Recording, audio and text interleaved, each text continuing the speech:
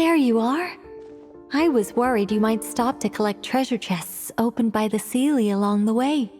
It would have taken you so much longer to get here. Another conversation I cannot hear. I am delighted to see that you understand what takes priority and that your adventurer's instinct has not swayed your resolve. Really, I must applaud you for it. You should know. Paimon's head. Okay, I'll try and keep it short. My senses are telling me that this is where we shall find the entrance to the ruins. Oh, cool! Well, what are we waiting for? Let's open it up and see! Patience. This was a sanctuary of great importance to the Hyperboreans. A special process is required to open the gate. Oh! Like the place that housed the Eternal Moon's Marrow?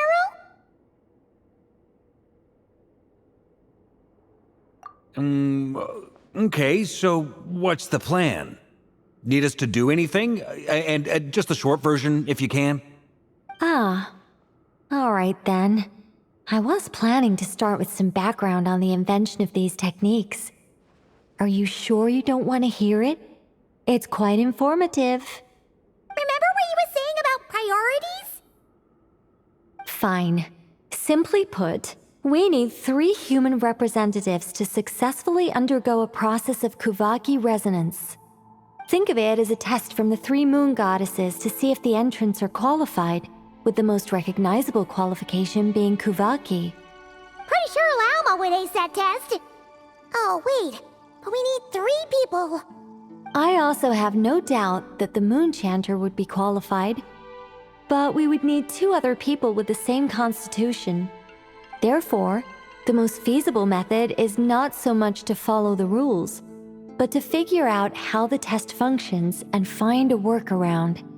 I've done some research, and it turns out the mechanism is rather crude. We'll simply need humans to stand before it who have sufficient Kuvaki energy within them. I'm with you so far.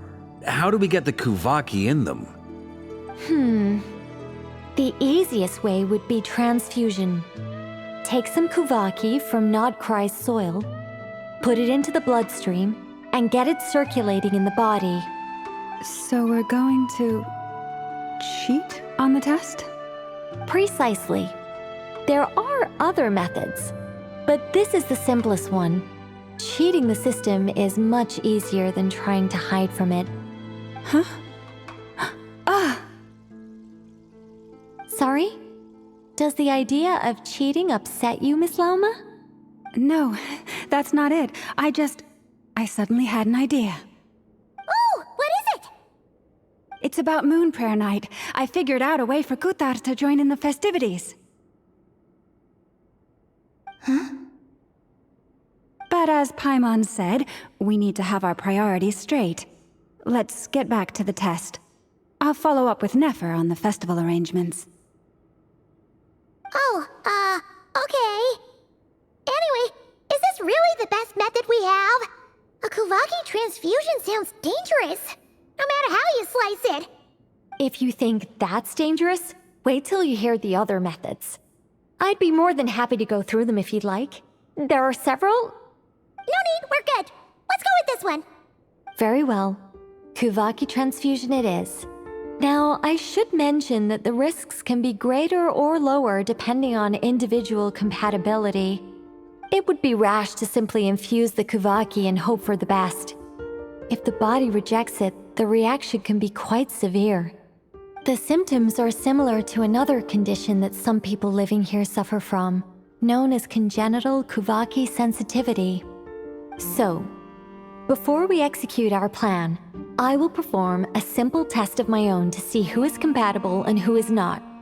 Once that is done, we will have to complete the resonance process as rapidly as possible. The participants must remain stationary while the Kuvaki circulates and bonds with them, and they mustn't eat or drink anything. What? No eating or drinking? That's some hardcore fasting. They'll all be monks by the time they're through.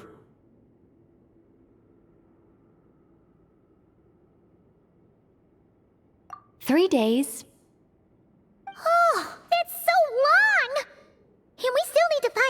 people who are not just compatible, but also willing to volunteer.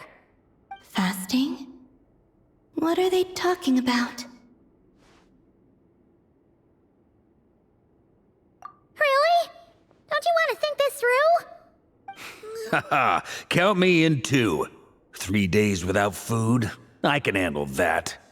Miss Nicole has made it clear that this is the easiest way. The way I see it, there's nothing else to discuss. It's time to step up.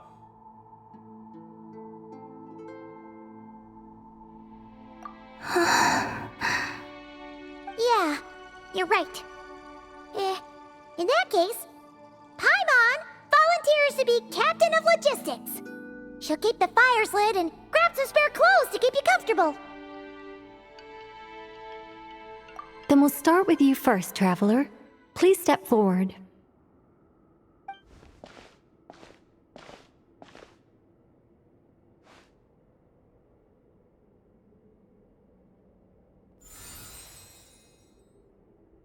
How's it going?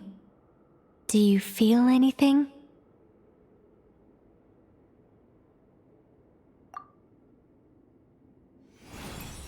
How about now?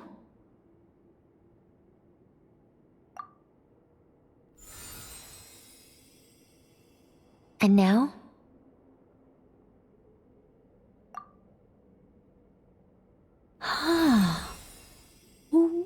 What about now? You guys, it's not a competition, you know. All right, I'm officially impressed. Even as a descender, you can withstand far more than I imagined. It's like I summoned a giant stone titan to arm wrestle you, and your arm hasn't even moved an inch. In my last attempt, I infused 5 times the amount of Kuvaki required. Yes, safe to say, compatibility won't be an issue for you. You're eligible to join. You're next, Mr. Varka. Sure, here goes nothing. All right, I'll start where we left off. 5 times the required Kuvaki dose. Whoa, whoa, whoa, hey, wait a minute. How's it going? No, not great. I kind of want to puke. Feels like I've been drinking too much. A few bottles of wine, then a big stein of Dark Horse. Some hard liquor from Leo I mixed in. You think this is funny? I just lost to a young lady in an arm wrestling contest. I'm never gonna live that down. My apologies. I'll lower the concentration and try again. Oh. How's it going now? I'm not as dizzy as last time, but I can still feel it pulsing around. In that case, you wouldn't be an ideal choice, Mr. Varka. Let's try someone else. Okay, let's go ask some of our other friends then.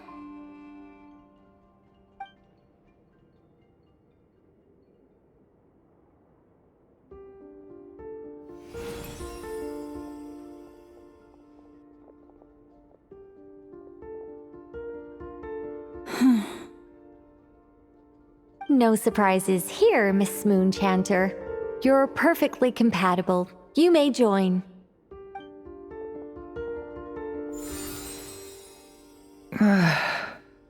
I'm getting a slight headache. Shame. You were so close. Whoa, I'm itching all over. Allergic reaction. We can't have that. Huh? Well, are you gonna start a what? The Hexen Circle is an organization that cares for and protects children. We will not have them do dangerous things. Not even tests.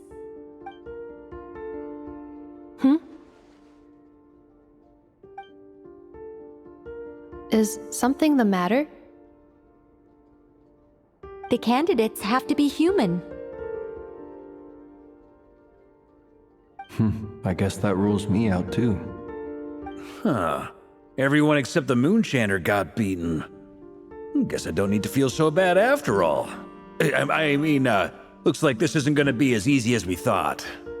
Perhaps I could ask for volunteers among the Frost Moon Scions. I'll see about talking to some trusted Lightkeeper colleagues. Itlua springs to mind. In fact, I think we had some former Frost Moon Scions join our ranks recently. Can you give me the scientific explanation for how the test works? I can probably make some kind of test bot. Then we can just zip through Nasha Town, going up to people and pressing a button to check their status. Wouldn't that be way easier? No. Wow! No elaboration for once. How about I contact the Knights of Favonia's garrison in the Wave Chaser plane? Shame that Lohan's already left. And that guy's even tougher than I am. Strange. The moon goddess is clearly revered by many people. So why is she on the brink of disappearing? She mentioned that the world has rejected her from the very beginning.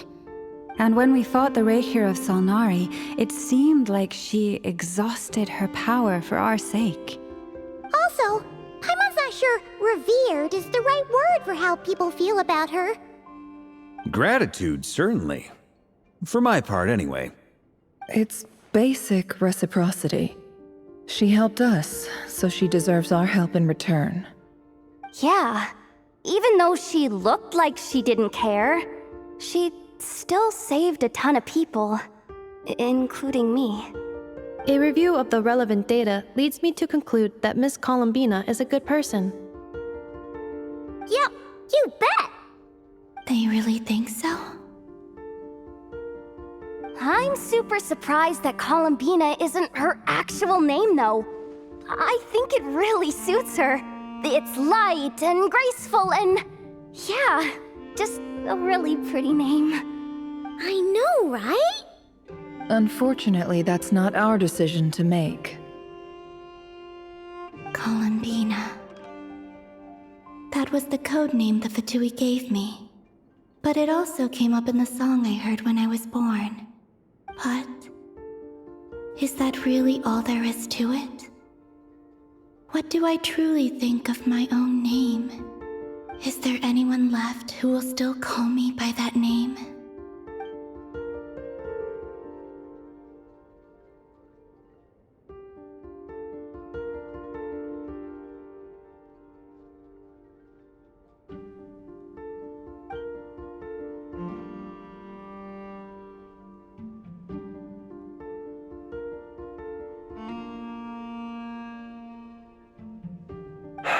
Moon Prayer Night is getting closer by the day. We're running out of time. We need to look for other candidates. Then allow me to try. Huh? What are you doing here? You contacted your friends via the Adventurers Guild. Sandrone has been keeping an eye out for something like that, so she informed me. Since I have the ability to accommodate a moon marrow, I should prove to be a suitable candidate. Arlecchino. When can we begin? I see. We can begin right away.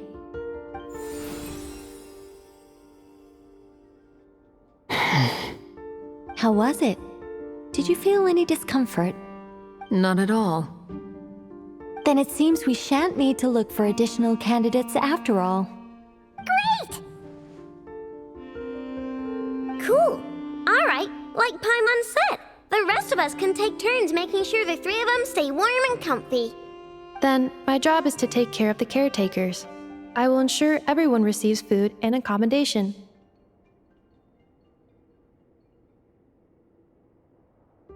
I'm ready as well.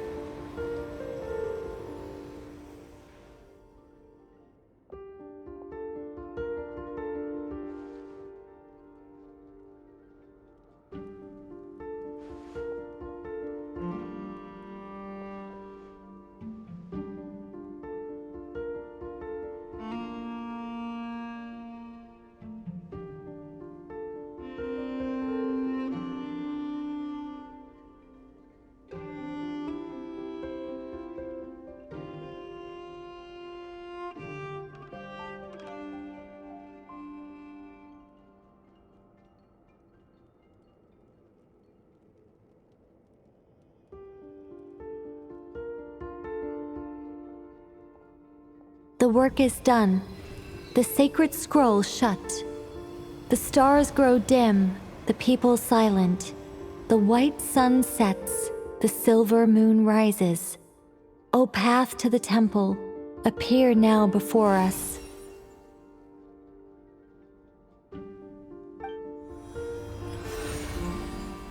Wow! It really opened! So that's what all this is about. They've been trying to open this gate. Come, let us enter.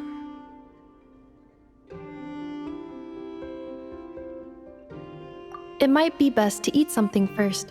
Take care to chew properly and swallow slowly. It will give your body time to readjust to the digestion process. They will head in soon. They will need to enter this gate.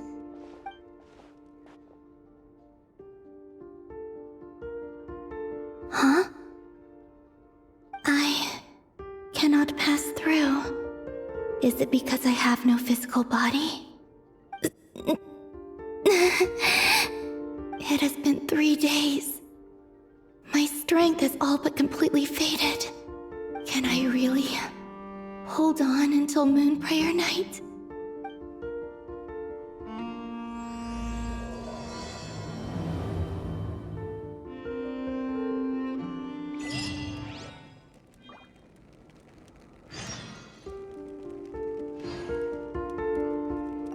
I have confirmed that you are all in good health. With that, my work is now complete. Congratulations are in order. It's good to know you're all well. Puts me at ease.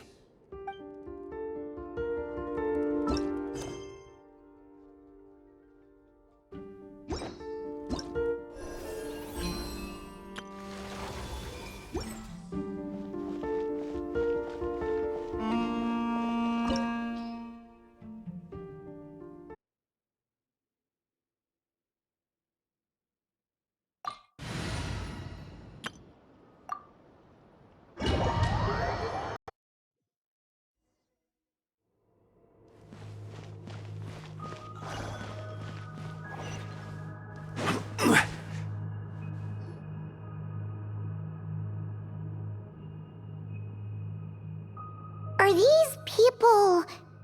Judging by their clothes, they appear to be phantom Hyperboreans from the distant past. That could mean they have some clues about the moon goddess's name, right?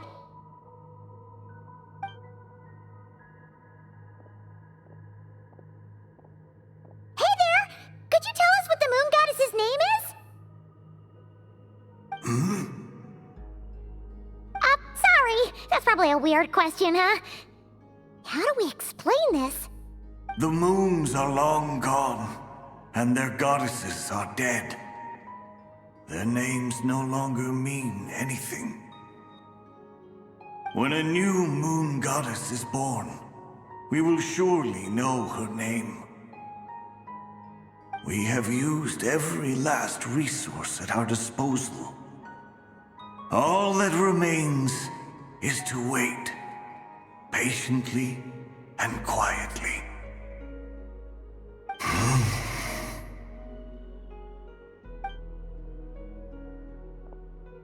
Were the people of the past all this devout? It looks like this phantom doesn't intend to converse with us any further. Surely the new moon goddess he speaks of must be Columbina. Alas, Kuthar's birth came long after the age in which he lived. But, maybe if we find a phantom from a more recent age, they might know Columbina's real name. True. Keep an eye out. We should be able to tell which era they're from by the clothes they wear. Yeah, you've been pretty talkative this whole time. What changed? Oh, nothing. I'm fine. You all make good points. When the Hyperboreans speak of moon goddesses, they mean the three from truly ancient times. I can't imagine they would know anything about our current moon goddess. There once was a time when the moon goddesses blessed them greatly and protected them from harm.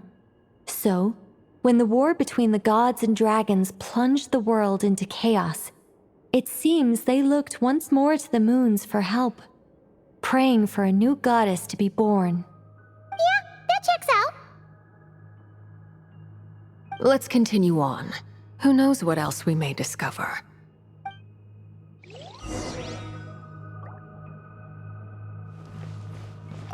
The moons have left for now, but they would not abandon us forever.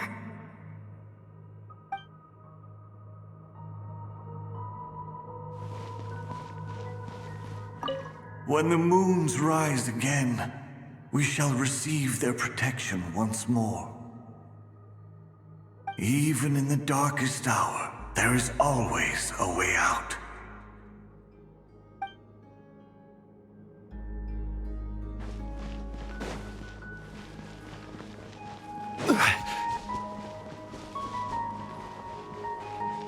There's a door blocking this path! Not a problem. Try this.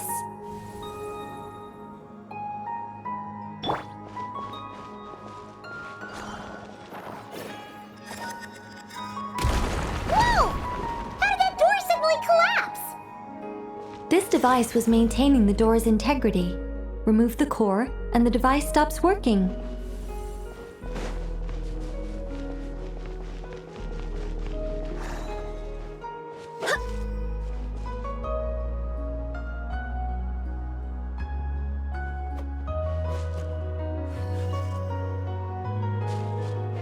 Is this our destination? Impressive. More precisely, this is a device that will help us reach our destination. Let's go. We still have a long distance to cover.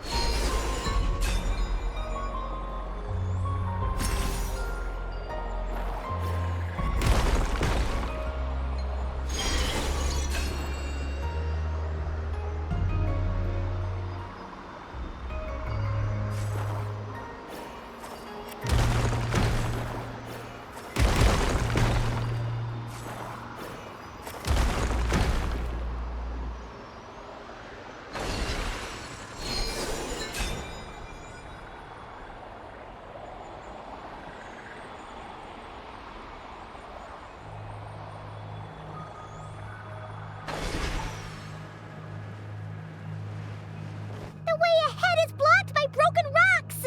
Oh! Let's try that device again. Remember the door from earlier?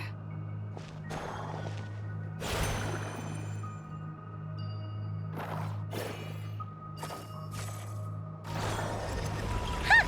So it works in reverse, too!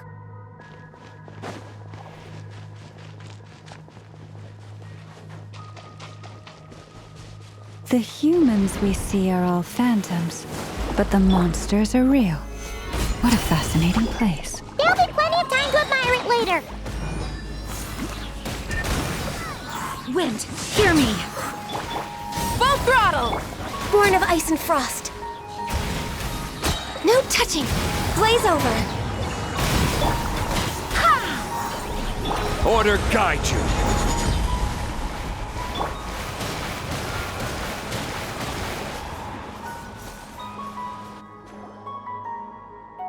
Ooh, there's a whole bunch of artwork in here.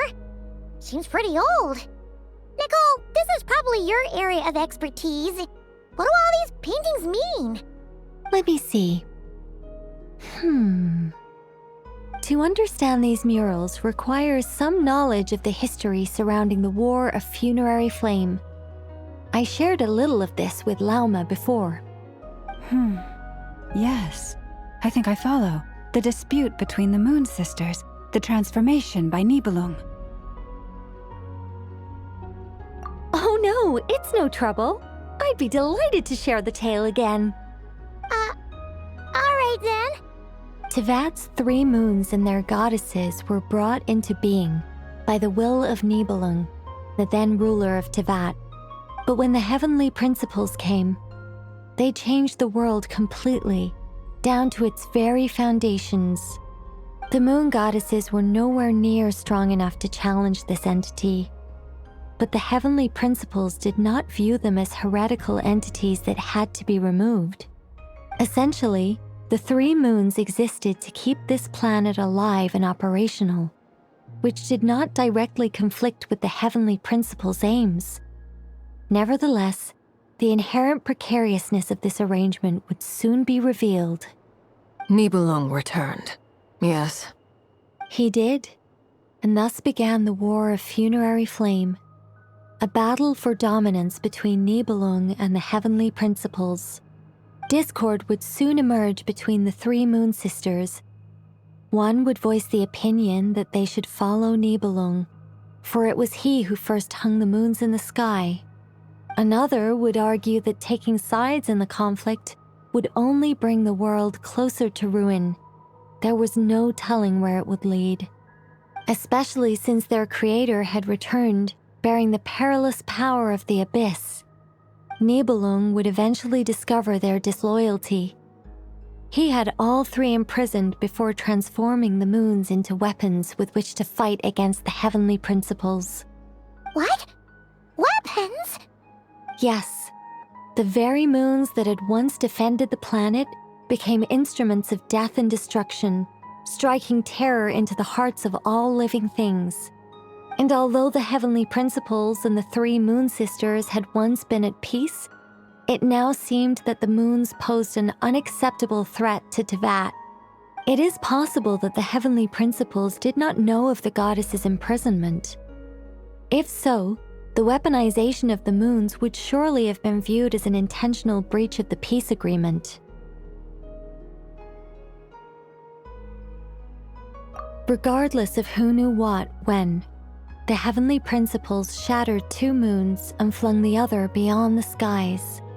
Whether the goddesses managed to escape Nibelung's captivity after his fall, nobody knows. But this much is certain. From that day on, the moons no longer belonged to Teyvat. The rejection slowly drained their power until eventually they passed away. So that's the full story. You say the moons ceased belonging to Teyvat from then on. Why then would Columbina be born here? That is perhaps due to the lingering connection between the Frost Moon, which was not shattered, and this world. You could see it as the 3 sisters' dying wish. They never desired war. All they ever wished for was to protect this land. I see. If the final fate of the 3 goddesses is as you say, then Columbina faces the same grave danger. Our investigation has yet to bear fruit. We must hurry. Yeah, you're right. Let's keep going.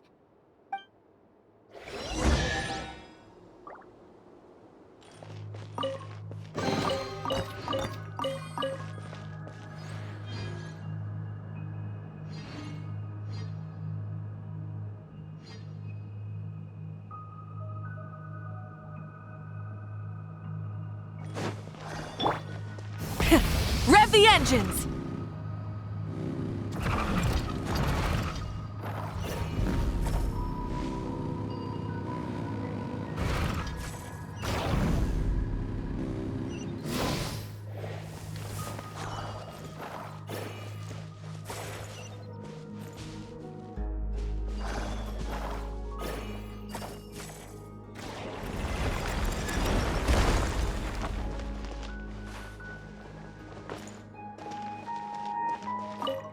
Should we trust him to keep his promise? We have to. There's nothing else we can do.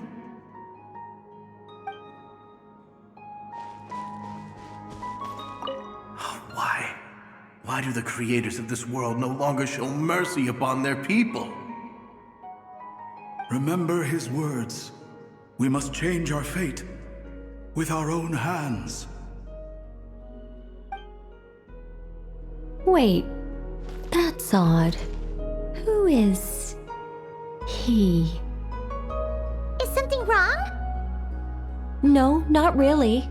It's just that over 30 possibilities emerged in my head. so I can't be sure who he is. It's been too long.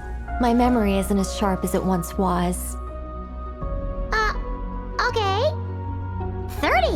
Wow. Impressive.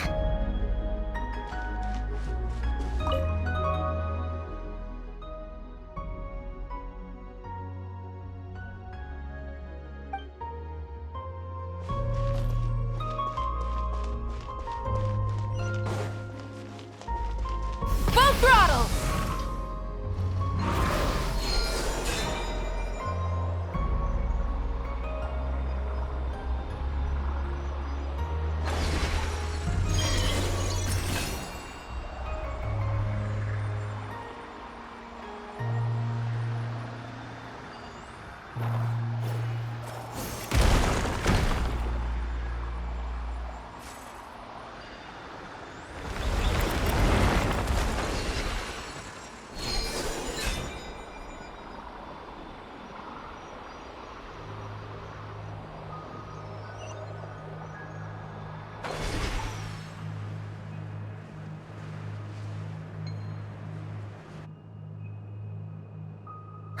We're finally here. Guessing we'll need to activate this thing? Indeed. I was a little worried about that at first, but as we got closer, I sensed that the Kuvaki within it flows unimpeded. It should be functioning normally. The only issue is how to activate it. It's looking a little worse for wear.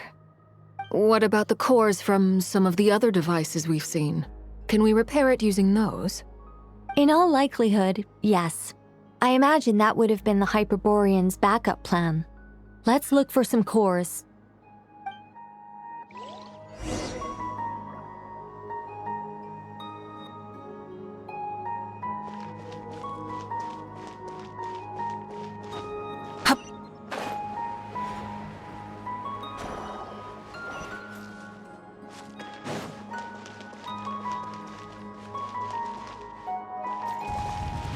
Light it up! Light up the blazing sun! Ha! Ha! Try and stop me!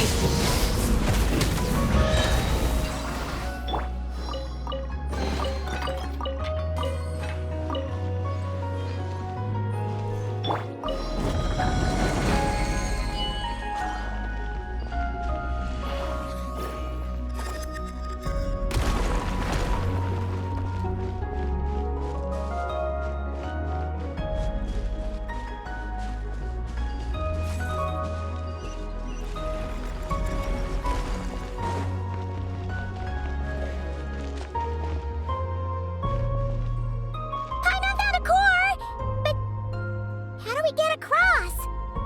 Walk up, then jump down.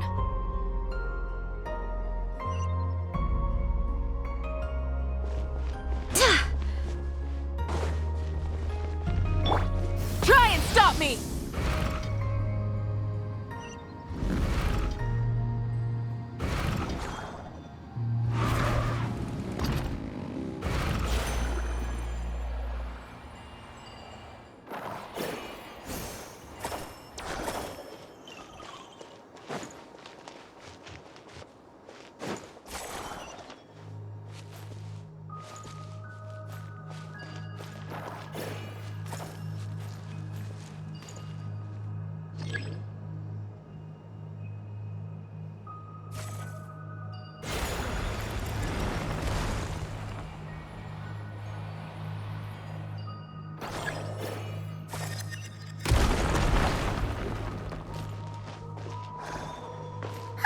That should be enough cores. Let's head back.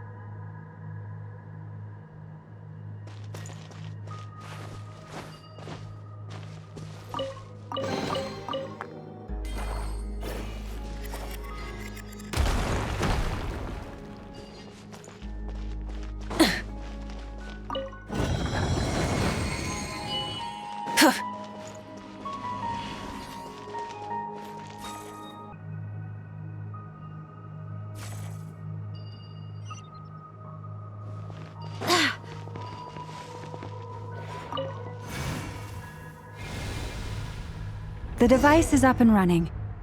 It's hard to believe that the ancients were capable of constructing such things. Paimon sees our destination! It's right up ahead! Yes, let's go.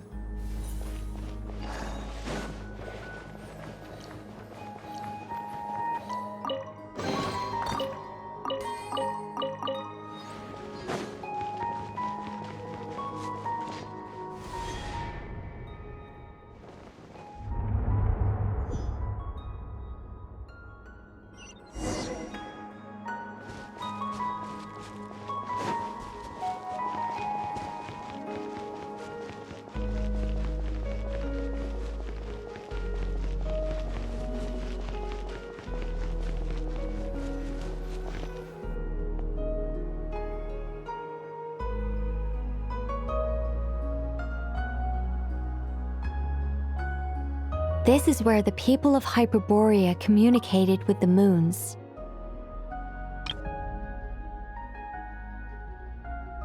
We need only place the moon marrow upon this platform on Moon Prayer Night, and we shall be able to open a portal to the moon and send our moon goddess back home. The assumption being, of course, that we can find her first. That's right. You want to know if it's safe there, don't you? And yet, she has no choice but to return. You know this. Oh, that's not the only issue here. This is the end of the line, right? We've explored everything we can. And despite looking at historical artwork and talking to people from Hyperborean times, we're still no closer to learning Columbina's name. If it's not too much trouble, could you tell me exactly what Alice said to you about finding her name? Oh, sure. What she said was... Then your first job is to find it. As a moon goddess, I'm sure she must have a name she identifies with. Neither Columbina nor Kutar is her true name, and she's never really accepted either of them. Is it not also possible that she has never had a true name? Not at any point in history? That would be a hard pill to swallow. But at this point, we may have to accept that that is the truth. No one knows how she came into being, and she certainly doesn't have parents in any sense that we're aware of. Perhaps she was never granted a name at all. But does that mean there's no way to get Columbina back? She's just gonna disappear and there's nothing we can do about it? Huh? Wait, why all this pessimism? Was it the way I phrased this question? You all seem to be taking this in completely the wrong way. Well, just because she's never had a real name in the past doesn't mean she can have one now. What? Think about what Alice said again.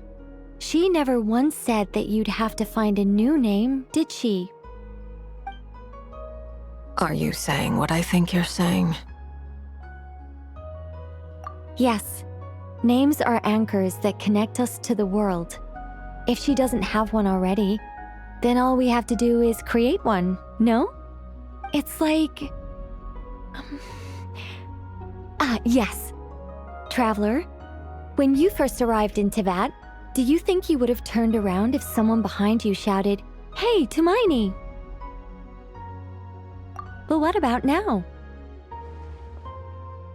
I understand what you mean. Life is a long journey. Even the friends and family by our side can change over time. When people call you by different names, what matters isn't so much the words themselves, but what they symbolize.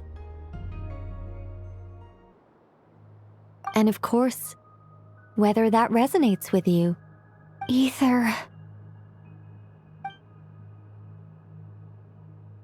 So, close your eyes and picture the moon goddess in your mind. If you were to call out to her in this moment, what would you say?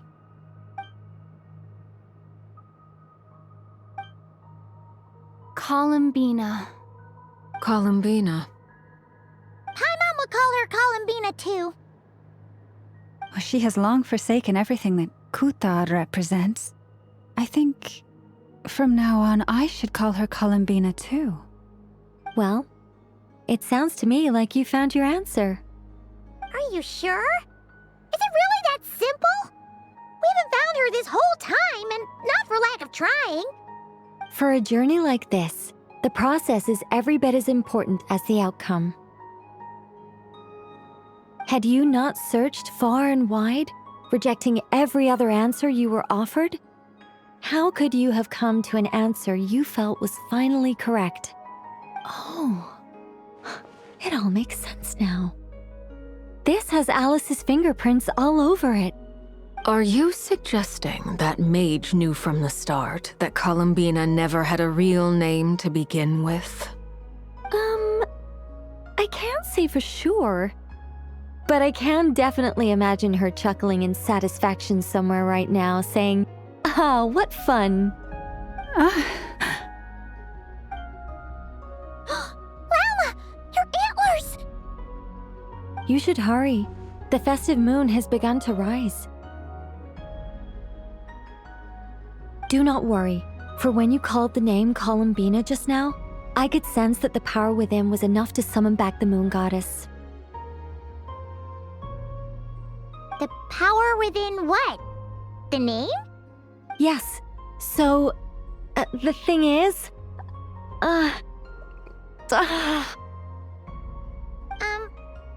What's wrong now? this is so annoying. I really want to explain how that whole thing works, starting from the founding principles of Tevat and...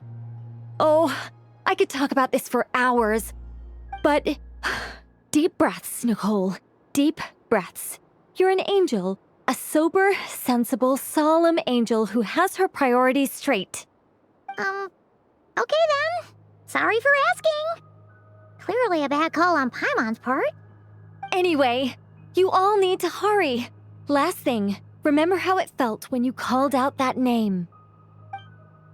Then it is agreed. By the name Columbina, we shall find her. Then we'll throw her the best Moon Prayer Night party ever! And at last, we will send her home.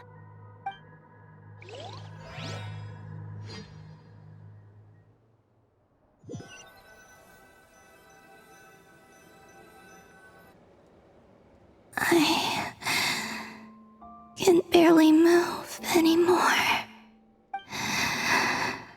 My consciousness is fading away. Have they come back out? I'd love to see them one more time.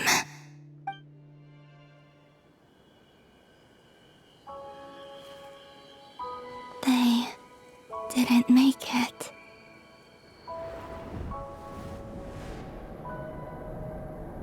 Could you tell me your name? My name is... Columbina!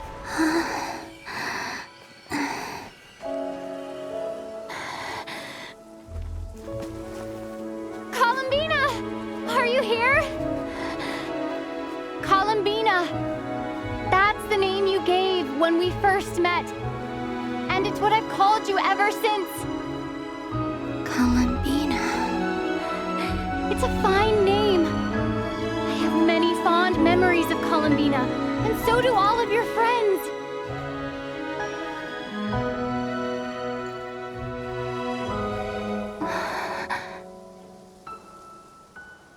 If you like this name,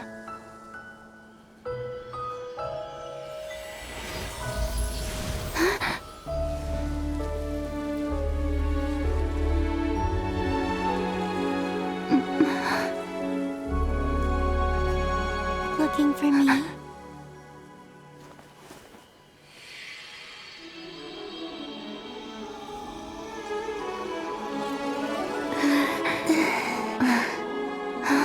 I like it. You can carry on using it.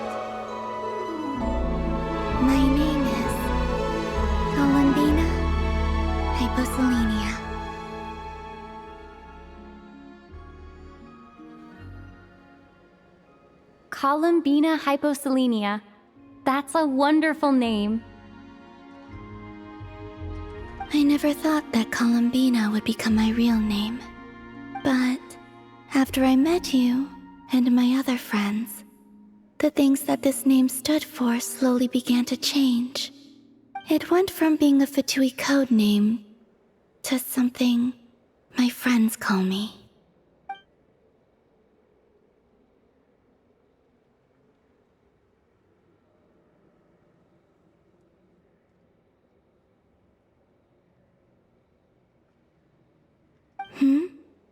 What is it?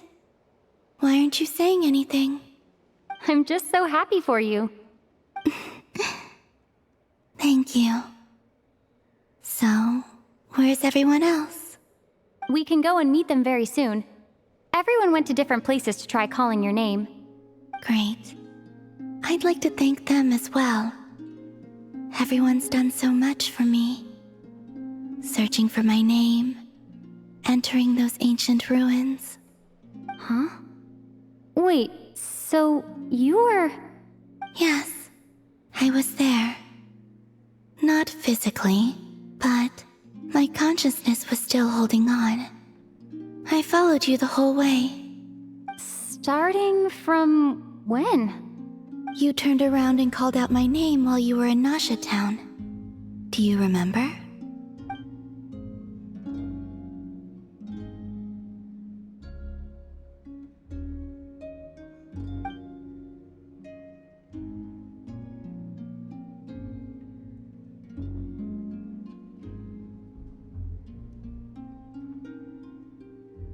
Let's go. We don't want to keep them waiting. Sure. In that case, come with me. But... Hmm? Before that, could you call my name one more time? Sure. Come with me, Columbina hyposelenia.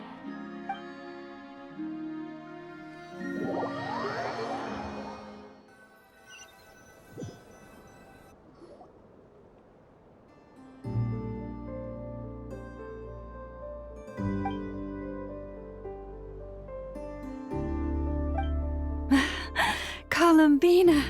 Oh, this truly is wonderful.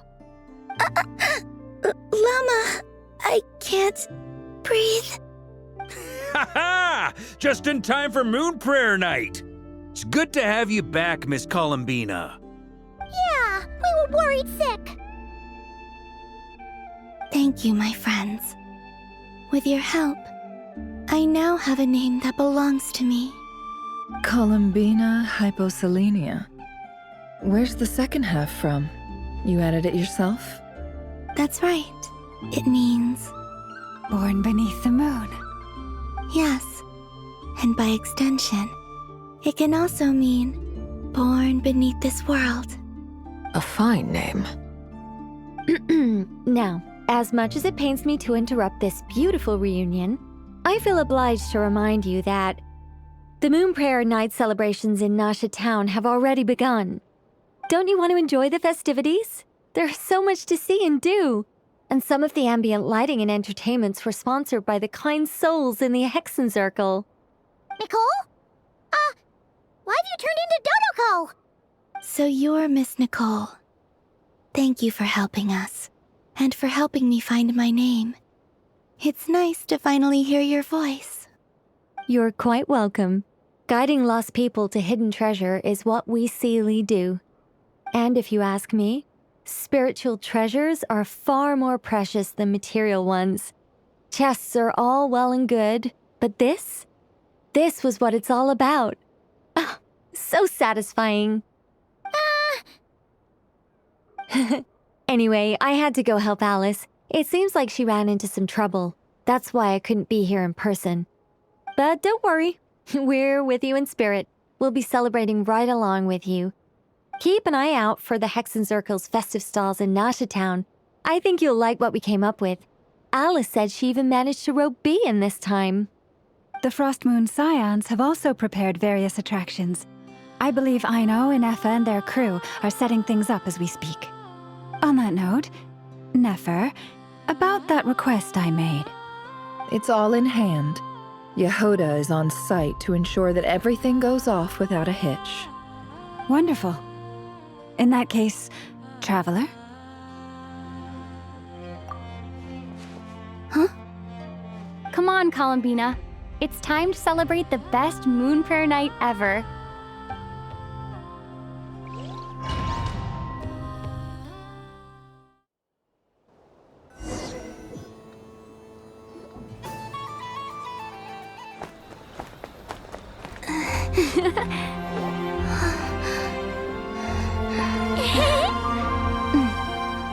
Hey, young lady!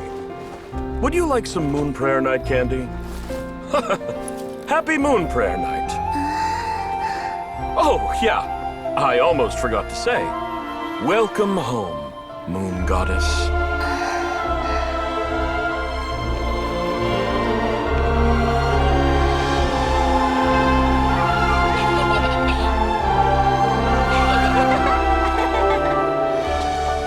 Welcome home, Moon Goddess. Welcome home, Moon Goddess. Welcome home, Moon Goddess. Turning Nasha Town into her home is a festive gift. A rather brilliant idea. Perhaps this is what Nodcry, Columbina's home, should have been like all along.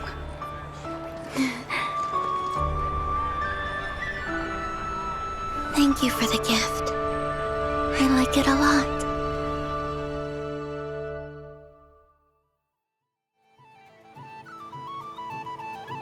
This feels like the surprise of my life. I do. I never imagined I'd ever get to enjoy Moon Prayer Night with everyone so freely. If you're happy, we're happy.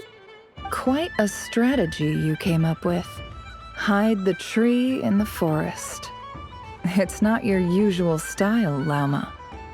Is there something about Moon Prayer Night that enhances what's in your head as well as the antlers on top? Apparently so. It even inspired a perennial penny pincher to use their resources for a greater cause. It truly is a magical festival.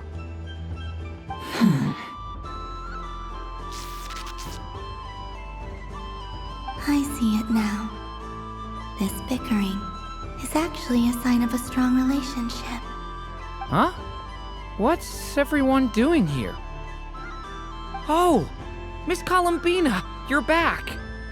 Yes, I'm fine now.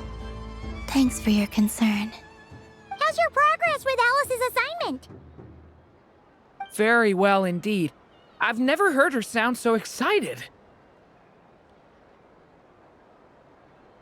Not like this. This time her excitement seems more serious. Seems like she's had a major breakthrough. She said she'll contact us once she knows more. In the meantime, we're free to relax and have some fun. Enjoy the time off while it lasts. I have a feeling that our next task won't be so simple.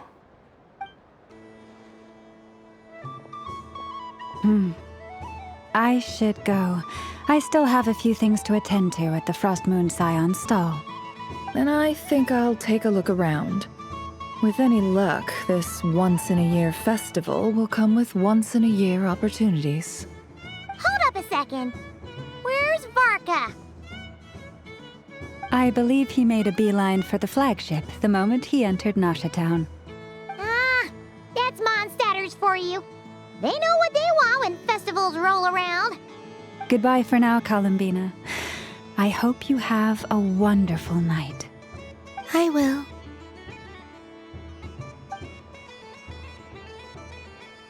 Well, in that case, don't just stand there. Get out there and have some fun.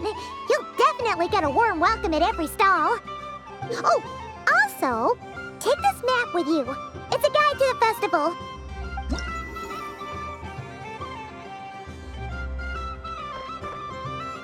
The Frost Moon Scion stall is over here. Lauma's invited a whole bunch of cute animals to celebrate too. Over there is the Hexen Circle section. Alice seemed more excited than anyone about this festival, so she insisted on making it a grand affair. Oh, and then there's the Nasha Town local specialties, including... Actually, forget that. Better if you go check them out for yourself. Thank you. It looks like a lot of fun. You're not coming with me? We'll be around. But don't you want to browse by yourself for a bit first?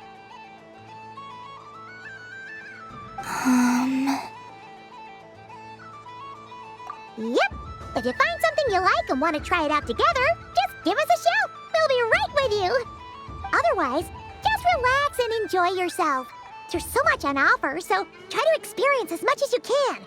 And don't forget to stuff yourself with all the delicious festival food!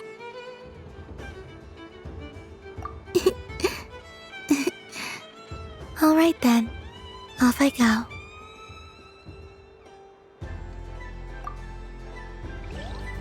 Where should I go first?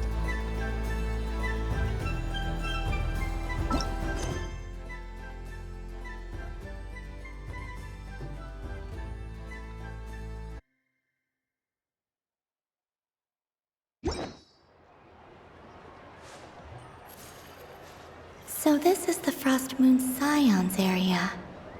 It feels very familiar. But everyone looks much happier than usual.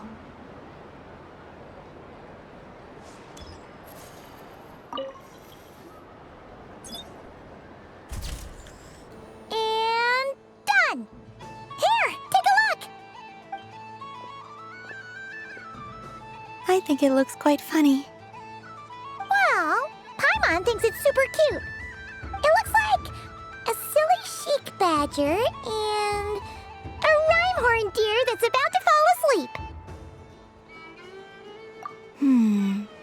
Maybe I'll stand on the chic badger's side instead. It looks like we've attracted the attention of quite a few animals. Let's make room for them.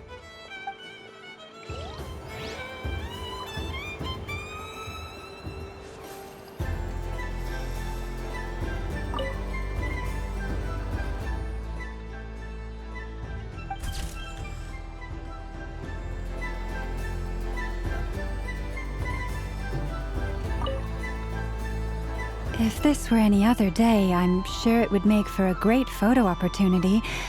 But Moon Prayer Night has rendered my antlers uncomfortably large.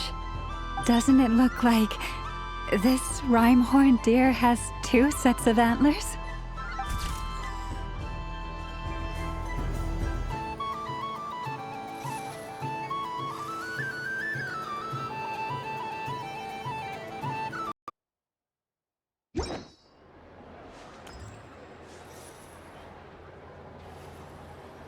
Wow, the Frost Moon Scion stall looks kind of plain, but it's pretty cool once you get into it.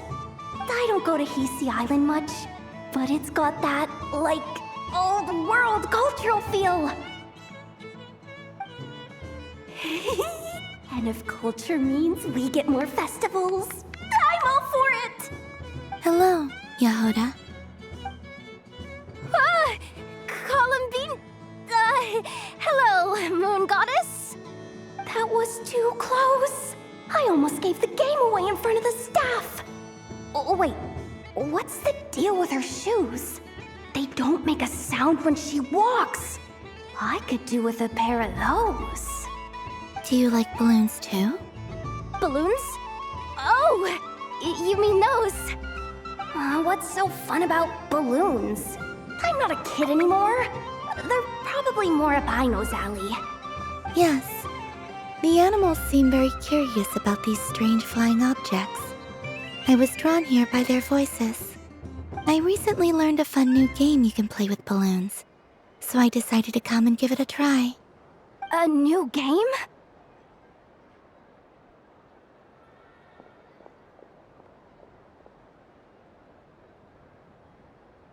Hello. Welcome home, Moon Goddess. Here to buy some balloons? Yes. Could you give me a few that haven't been inflated yet? Are you sure? I guess it's not a problem, but... Yes, please. Thank you. Uninflated balloons? But those are just little rubber pouches. What does she want with those? Would you like to play the balloon game, Yehoda? Huh? Sure. I guess. How do you play it? Wait here a moment. Oh. This is so weird. What have I got myself into now? I thought I saw Columbina nearby. Uh-oh! That's the fourth Harbinger! Although she's helped us out quite a bit, she's good people, right? Is she looking for Columbina? Oh, guess that's my ticket out of here.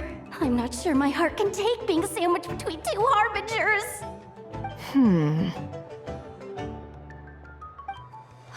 Which stall is she checking out? Oh, it's that other Frost Moon Scion's one. Try on the headgear, see what it's like having antlers or animal ears for a day. Oh, I wouldn't be caught dead wearing that stuff. So embarrassing. I have enough gear to carry as it is. Wait, what? She put it on? How peculiar. This would take some getting used to. I wonder if this is what it's like for Lynette. It really suits you, ma'am. What is this? She was so intimidating a moment ago, but now, dang, she's really rocking those ears. How does she make them look so cool? I suppose I may as well keep them on for now.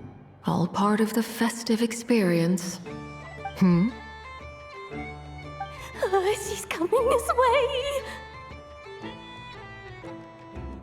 How do you do, Miss Yehoda? Oh, jeez. Don't talk to me while wearing that thing. Where am I supposed to look? Oh, hey there. I'm looking for Columbina. Have you seen her? She just... Huh?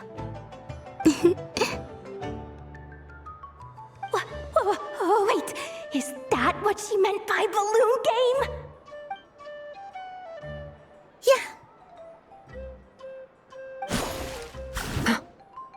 Huh? No fair! How come I get caught in the crossfire? An ambush from the rear? Is this a declaration of war, Columbina? Would you like to play too, Arlecchino? Seriously? Are they gonna start some beef right here, right now? Gladly. That said, I believe there is another who would like to join. Boss Nev! Thank goodness! You've gotta get me out of here! Things are kicking off big time! Hello there. I'd like 10... no, make that 20 balloons, please. Uninflated. What? Miss Moon Goddess, I hope you're prepared to pay the price for assaulting my employee. Welcome to the game, Nefer. Just to be clear, let's keep this a fair fight, okay? No strange powers, please and thank you. Naturally. Don't just stand there, Yehoda. Aren't you going to team up with me? Huh? Do I have to? Of course. Don't forget, the Curatorium has a reputation to uphold. I knew something like this was gonna happen.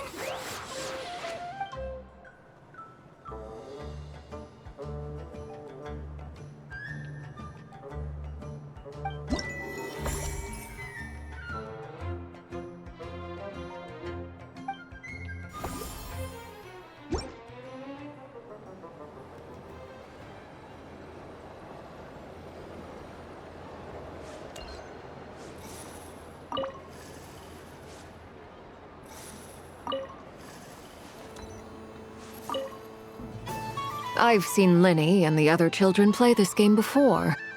It would seem that it's not a bad way to relax, once in a while.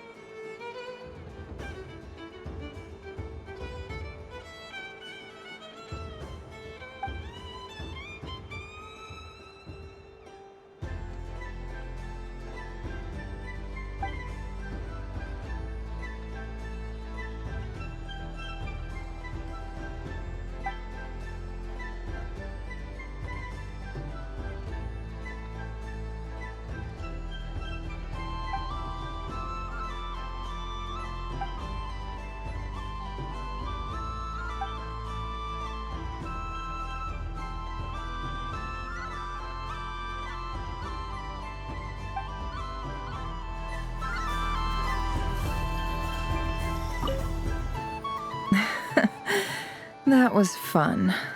It's a shame Ashru doesn't like playing with water, or I'd have roped him in as well.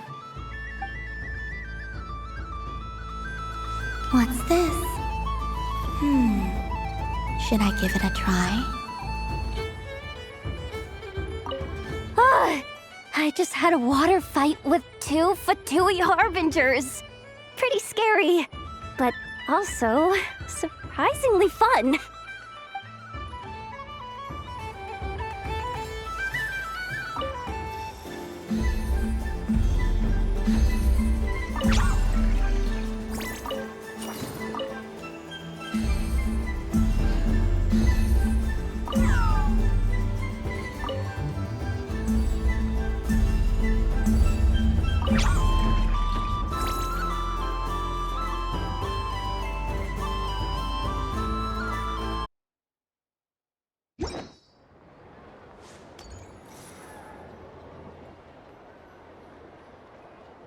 I wish for a never-ending supply of laka berries. What a humble wish. Probably written by a child.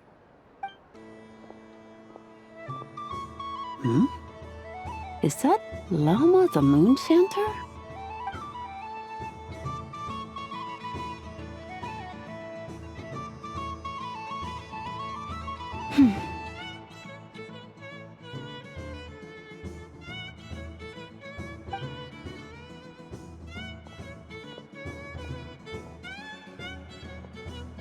I wish that the long plume ibises would stop biting me. Oh dear, poor Lauma. All right, I'll write that one down for you. I got it. While everyone else is celebrating Moon Prayer Night, you're as busy as ever. I don't mind. It's rewarding work. A good kind of busy. My antlers are at their heaviest tonight, and the Kuvaki waves are especially strong. But as I help these dear friends hang their wishes up, I feel a great peace within myself that is hard to describe. You see, they are all such beautiful wishes, and they are ones that we can fulfill by our own strength. Do you blame me, Lauma? I want to hear your honest answer. It is by the help of so many people that I can return to the moon. But I feel as though I've hardly done anything in return. You've done plenty, Columbina. I say this in earnest, both as someone who knows your history, and also as a friend who has seen what you've been through. What about as a moon chanter? I feel proud to honor our moon goddess's wish. And I'm sure any moon chanter in history would have felt the same way. Thank you for your kind words, Lauma. But... Since you asked for my honesty, I won't lie to you. My feelings are mixed right now. Besides pride, I also feel... I suppose it's... a reluctance to let go. Once you return to the moon, we will be far apart and separated by a false sky. I'm sure those of us left behind will gaze up at that sky, yearning for the moon once in a while, just as you used to do. I will miss you, Lauma. I will miss you all. I hope to stay in touch. I will try and find some way to send messages down from the moon. Perhaps you could use Kuvaki. I've heard Yehoda say that signals can be sent using long and short waves, or strong and weak lights. That sounds a little complicated. What if we forget what the signals mean? We could prepare a codebook beforehand, but... You're right. It wouldn't really suit you.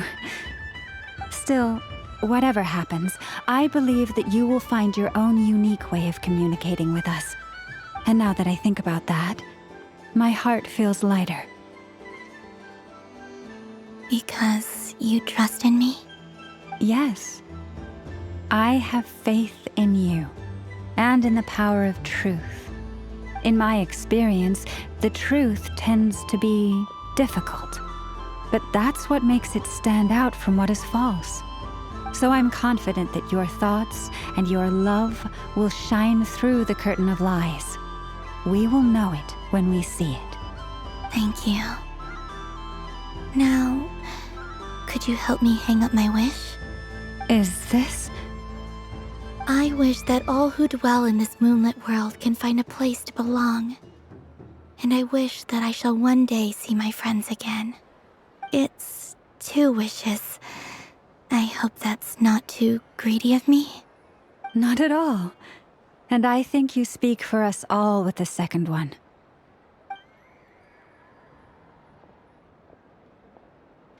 I shall continue to pray until the day that all of these wishes come true.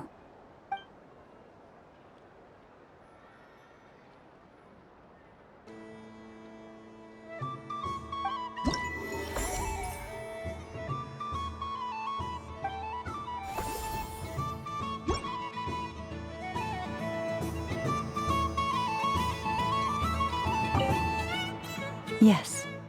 May everyone's wishes come true.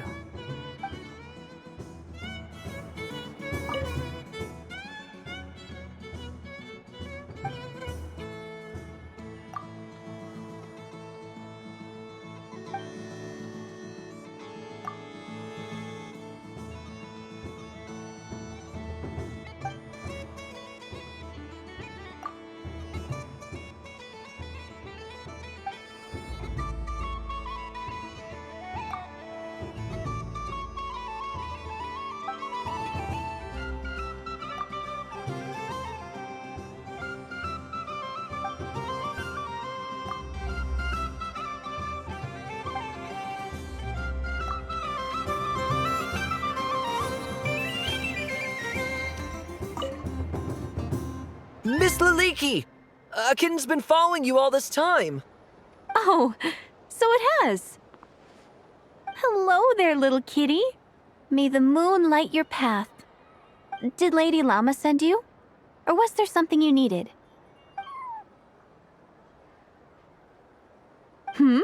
You'd like some moon prayer candies? No? I believe it wants that box. The one with the moon prayer candies in it. Oh, I see. Here, kitty. Come on. Here you go. Thank you, Lady Huh. Mr. Cantor, did you see that young lady dressed as the moon goddess? When did she leave? Sorry, no, I was looking at... I was watching the... cat. I see. The resemblance was uncanny. She seemed like the true Lady Kutar, the one who guides souls.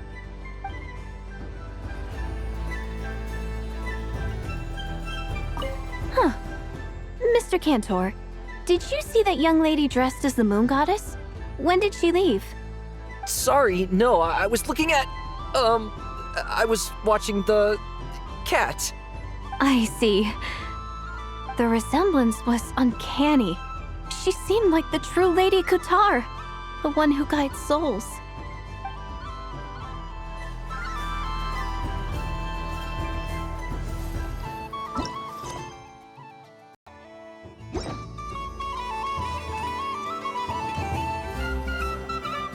Sunny days! I prefer sunny days. Ah, well, you are as warm as the sun itself, Moon Goddess. Very well. I believe your spirit animal has to be this most adorable chic badger. Wow! Thank you, Mr. Talking Magic Lamp. Have a very happy festival, Moon Goddess. Lance? That's you, isn't it? Shh. It's our little secret, my dear traveler in Paimon. Okay, sure, but Why are you here selling sugar sculptures? Everyone celebrates in their own way. After gazing into the abyss and spending time around gravestones all year, what better way to relax than to see sunny smiles on the faces of the living? Besides that, I like to think of myself as a fair judge of character. I dare say matching personalities to confection suits me rather well. That's not what Paimon was talking about. Aren't you afraid that your true identity might be exposed? Should I be? There is all manner of magic in the air this moon prayer night, thanks to the work of the great mages. I see Miss Columbina is hiding in plain sight. Why should I not do the same? Why miss this rare opportunity to enjoy a special evening in my true form? Fair enough. You got a point there. People who don't know you will probably think you're just a talking lantern. Well, now that we see eye to eye, what brings you here? Not a search for your spirit animal, I presume? Ah, well, actually... Here, see for yourself. Oh, this is... How wonderful. A beautiful idea. Yeah, we just met Barca, and he said that having everyone draw their own section was kind of boring. So, he did your bit for you. Ah, Varka. Ever the maverick. I see his artistic skills are truly one of a kind. In that case, I shall paint something on Mr. Albedo's behalf in a short while. What? Why not now? Ahem. Welcome home, Moon Goddess. Phew, that was close. Hello, Flins. What? She recognized you right away! What keen eyes you have, Miss Columbina. Especially considering they are shut. I did not see you. Rather, I sensed you. I can sense the fluctuations in Kuvaki all around me. One would expect no less of the Moon Goddess. Might I interest you in some candy? Yes, please. Excellent. I shall make some for you right away. Something the matter, Miss Columbina? What about my spirit animal? All the other children carrying sugar sculptures are talking about it. Wait, is she taking the test seriously? Ah, my apologies. How could I neglect that? You are quite right, Miss Columbina. Every one of us has a magical creature living in their heart. Would you permit me to help you find yours? Yes, please. Do you prefer the day or the night? Night. Which of the 4 seasons is your favorite? Winter. Think of a perfect day. What is the weather like? Sunny, rainy, or perhaps cloudy? Rainy in the morning, sunny at night. What kind of answer is that? Forests, lakes, and open seas. Which do you prefer of these? I like them all. Imagine you opened your very own shop. What would you sell there? Moonlight, I think. Wow! Paimon would totally shop there. It wouldn't cost anything. You'd just need to visit. Aha! I believe I know what your spirit animal is. Here, for you. Oh, it's a Kohenki! Indeed. A free-spirited being with a deep love for all things here in Nodcry, who selflessly lends her aid to as many people as she can reach. It is the perfect fit for you, Miss Columbina. Thank you.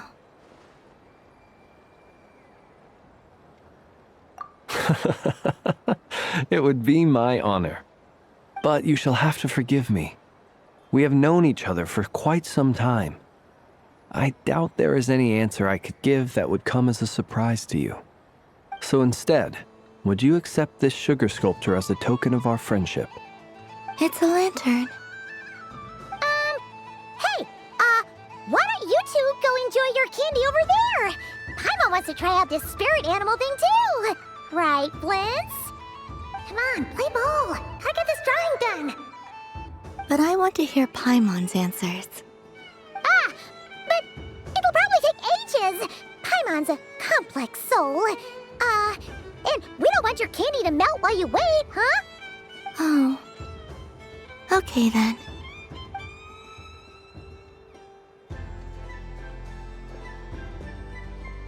Phew. Nice excuse, Lady Paimon. That was some quick thinking. Yeah, no thanks to you. Although, help next time.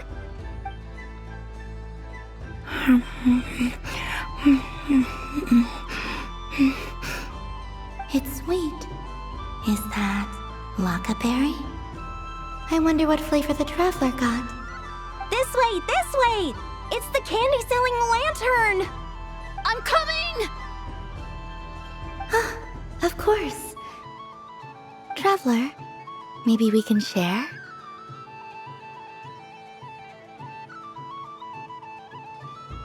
Yes.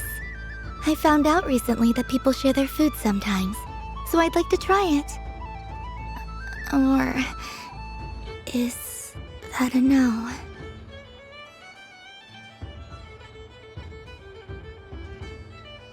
Thank you.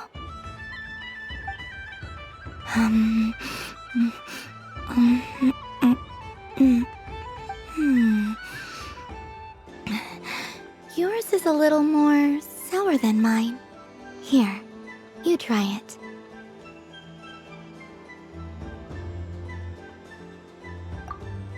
Are you sure? Amazing. My sugar sculpture has shrunk, yet my heart is filled with feelings of sweetness.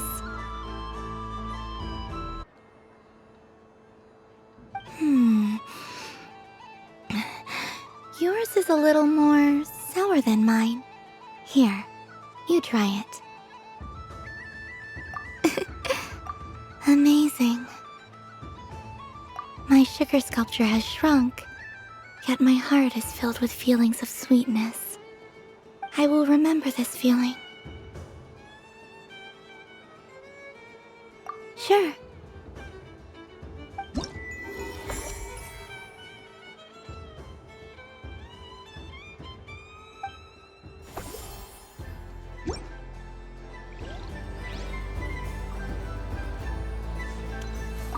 Something about festive lighting always has a way of putting the warmest smiles on people's faces.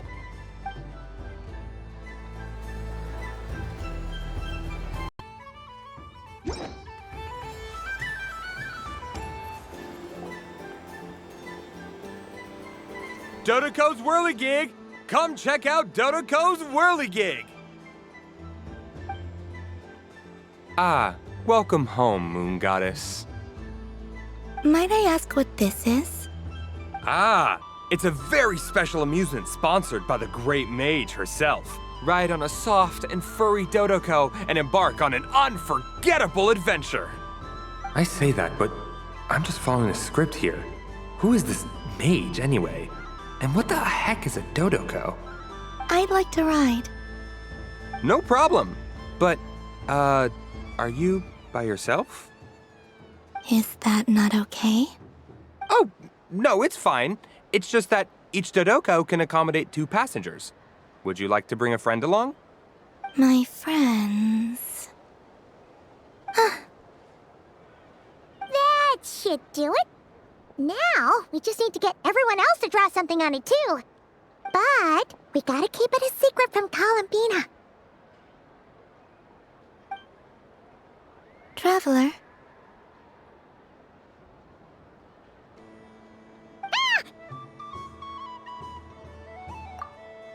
I want to go on that ride. Will you join me?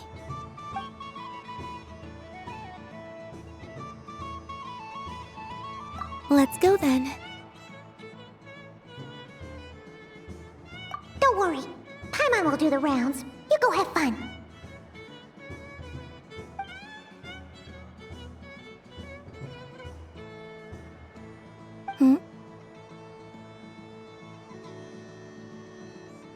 All right. I think we have to wait in line over there. Please take your seats. For safety reasons, you mustn't try to leave the ride before it comes to a complete stop. All right, you're all set. I wish you both a wonderful journey.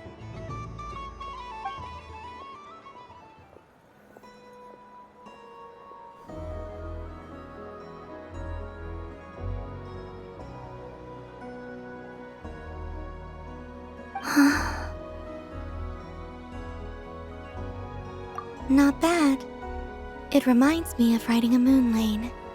Sometimes, the Kuhenki circle around me like this, playing their beautiful melodies.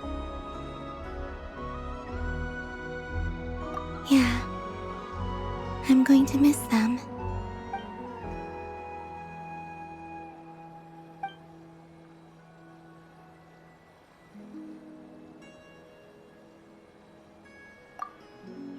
It does.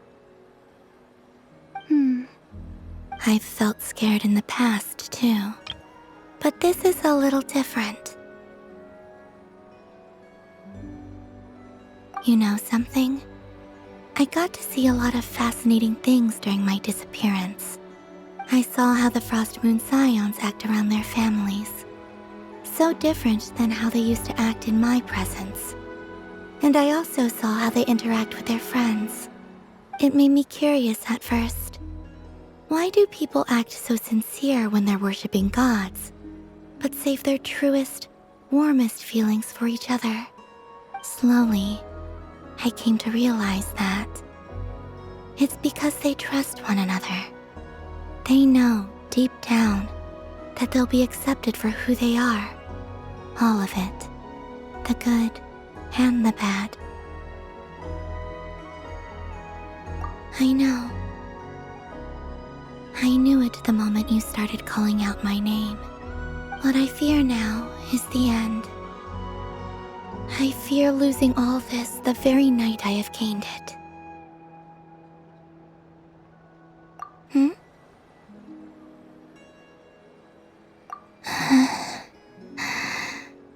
Thank you for this conversation. Thank you for listening to me. Don't worry. This fear I have, and the unknown that awaits me, they cannot hurt me. Not when I possess a treasure far greater. I just want you to remember this version of me, the real me, on this final night together. Dear passengers, Dodoko's awesome adventure has come to a close. Please leave in an orderly fashion, and we look forward to seeing you again in the future. Don't want the journey to end, huh? Don't worry, you two. There's always another adventure waiting just around the corner.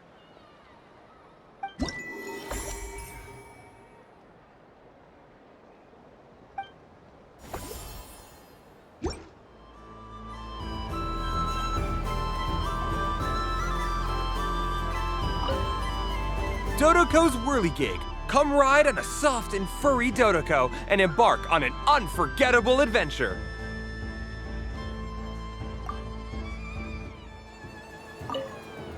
Dodoko's Whirligig. Come ride on a... Of course, Moon Goddess. This way, please.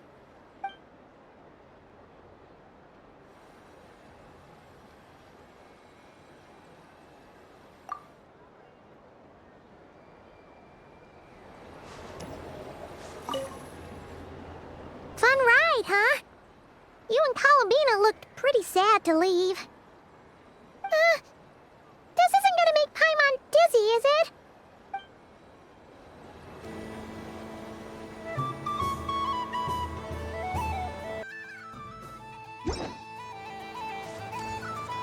This must be the mage's stall. It feels like I've entered a fairy tale. Ah, how lovely.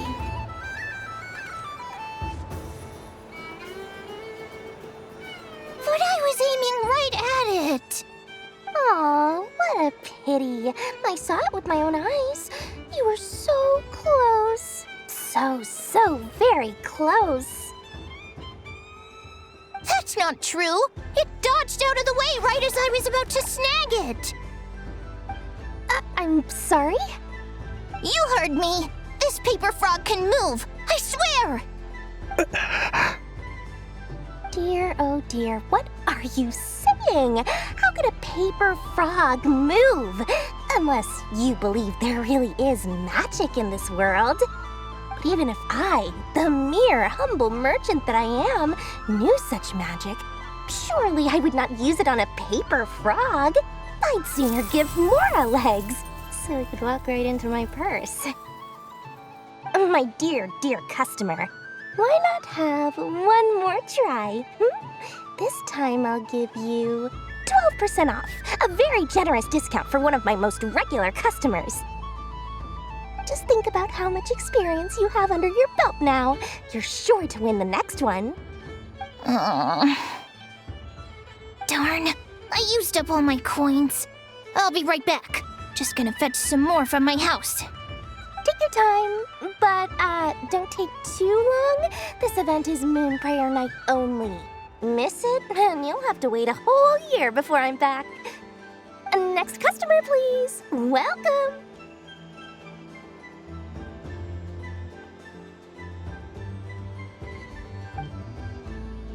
Hello. Whoa, whoa! What's this big one doing over here? How do I tell my employees not to go running around this time? Shooting them a glance won't work. I haven't known them long enough. Dory? Why, hello there, Miss Columbina. Would you like to play my ring toss game? The rules are very simple, and it's easy to get the hang of. How much for a round?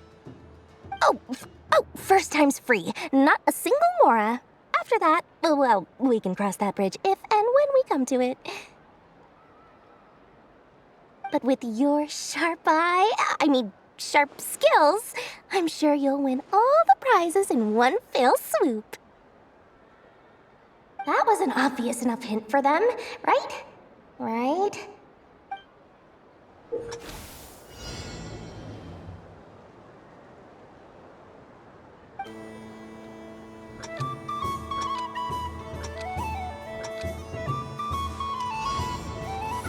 Here comes the ring! Oh, peanuts.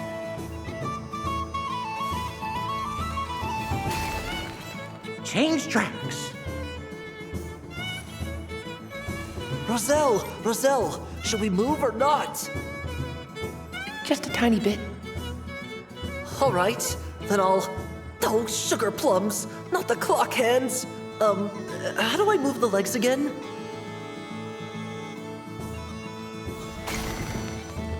Stop it! Stop dodging! Ugh.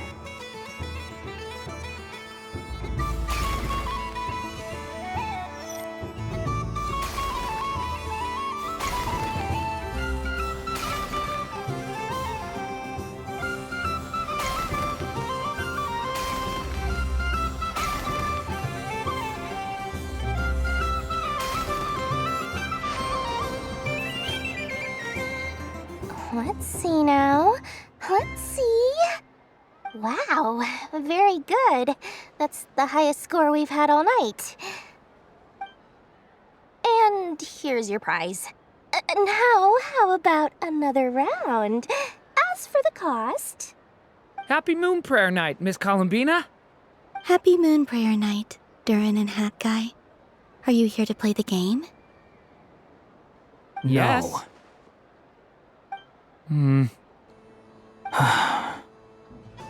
You said we were just coming here to say hello. I did, but then I recognized a few more people as I got closer. Do my eyes deceive me? Is that... It's our little dragon! He's all grown up! Someone's popular. Well now, since you came all this way, why don't you try out this lovely game we have going? First try is free! He'll have a go. I'll pass. It's only one free try per customer. You can't give your try to him. I'm aware. How has Elder Almond been lately? He's in great shape. He goes for a run in the forest every morning to stay fit and healthy. He tried to go boat racing with Firecracker a while back. but he couldn't even make it onto the lotus leaf. Firecracker was in fits of laughter. How about you, little dragon? Can you still fly? Yes, I can. But you've become less chatty. Has growing up been tough on you? We call that maturity. You know, the thing people sing about. The knight wields a sword of stone to defend those hearts that are made of gold. Stone is very heavy. That's what keeps them from talking too much. That's awesome! I want to be a knight when I grow up too. Ring, here I come!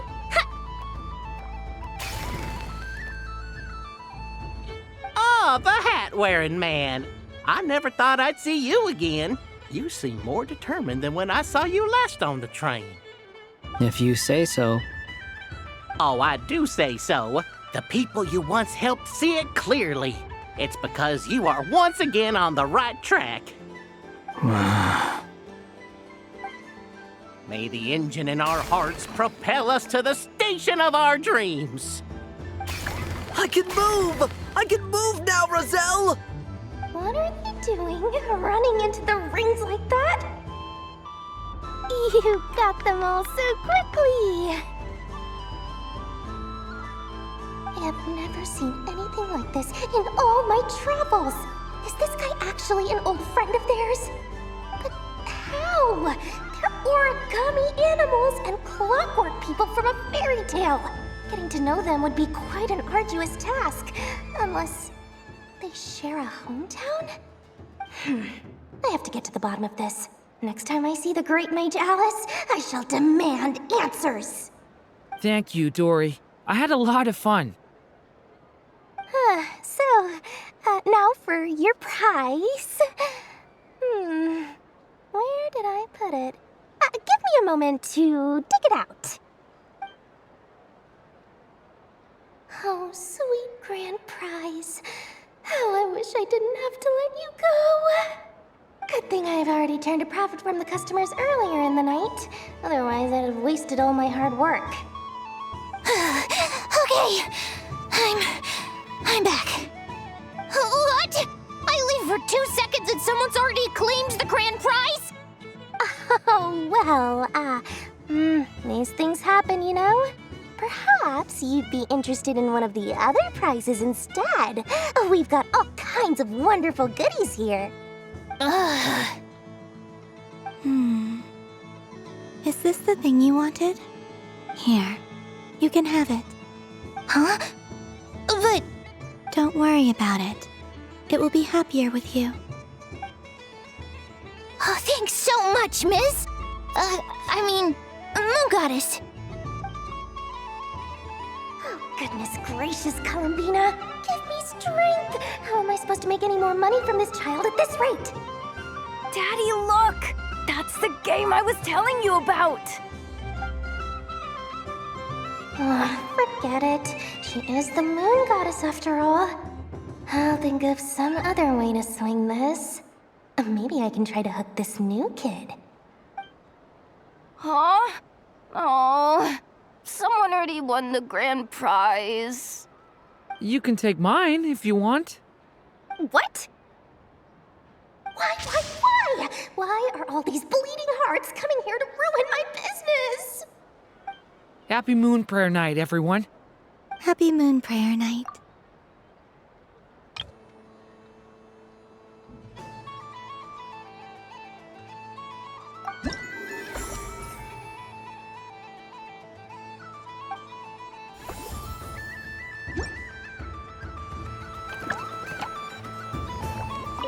If all the prizes are gone, I might as well close up shop for the day.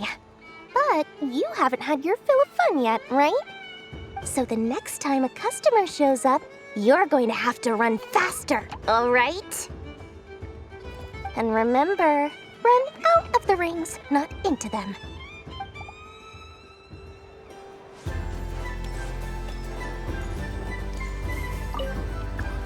Done being a do-gooder yet? Thanks for coming here with me, Hat Guy. Are there any games you'd like to play? It's your turn to pick. I'll come with you. Why does that hamster think you've grown up? You haven't changed at all. I know you don't mean that. You're just taking the opportunity to make fun of me, aren't you?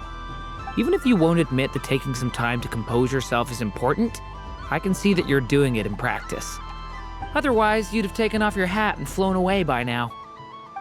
Looks like Albedo's socialization program has been far more useful to you than all those Vahumana textbooks.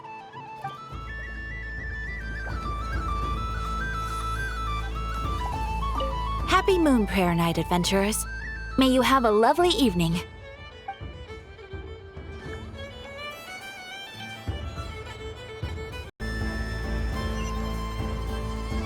What's this? Should I give it a try?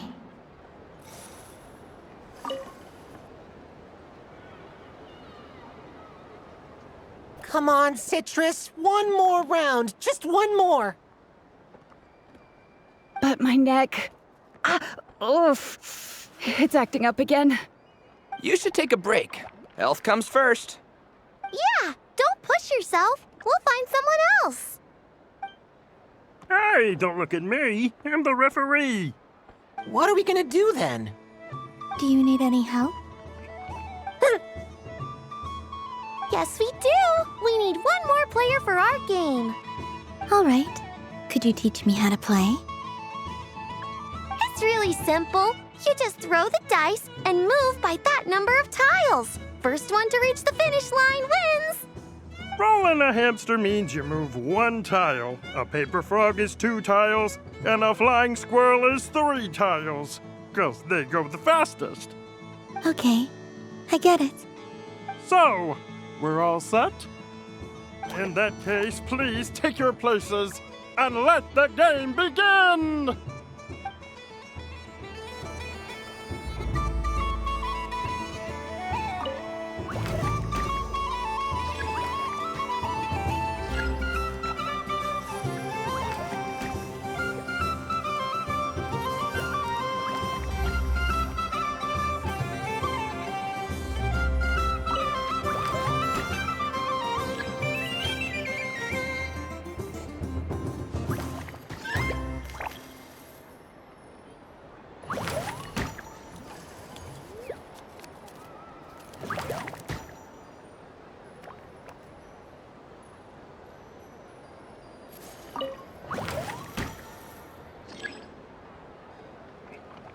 And the winner is the Moon Goddess! Congratulations!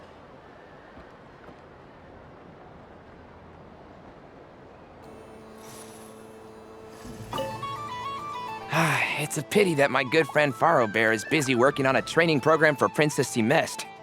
If he could have been here, the victory might have been his.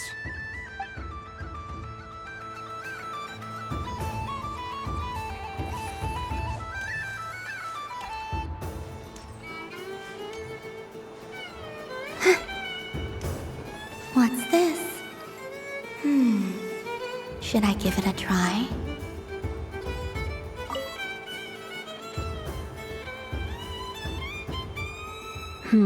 I don't have enough data. Need more samples. But who should I ask for help? Is this one of the amusements? Or is it a research project? Bit of column A, bit of column B.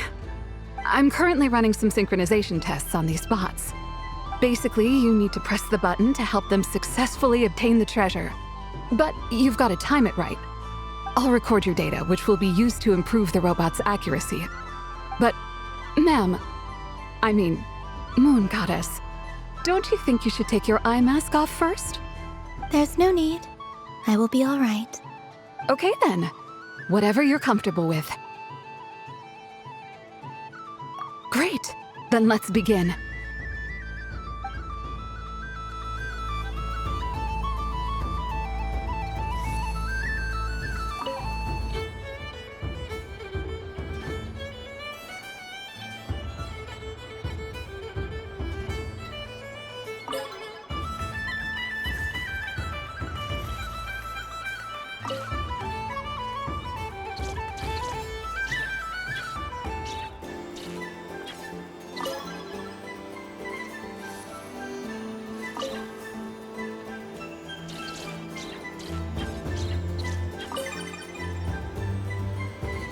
Nice. Data collection complete.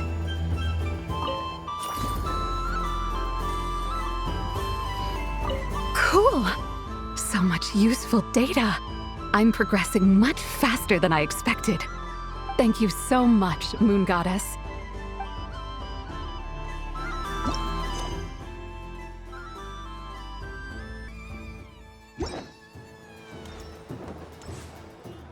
There are so many attractions here. Since I rarely get out, I might as well make the most of it.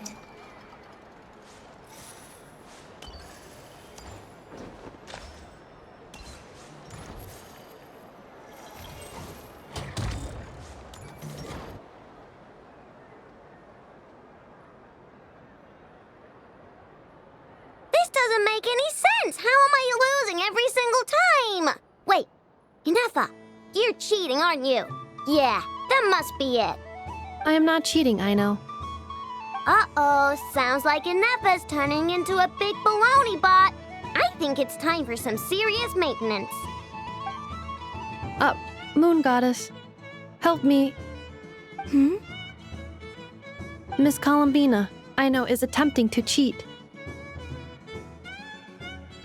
What the? I'm not the cheater! You're the cheater! How dare you throw it back at me?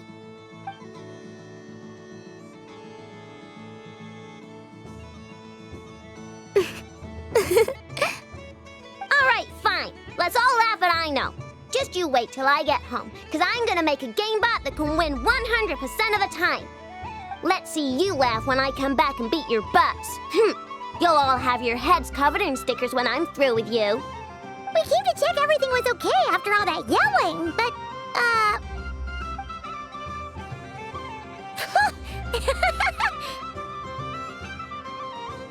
Whatever it is, it sounds like cheating is allowed. Kuhenki concentration. Each player starts with differently colored kuhenki. Each round, they draw one kuhenki from their opponent. When a player has two kuhenki of the same color, they make a pair and can be discarded. Any that can't form a pair must be kept. The round ends when a player can't form any more kuhenki pairs, and that player gets a sticker.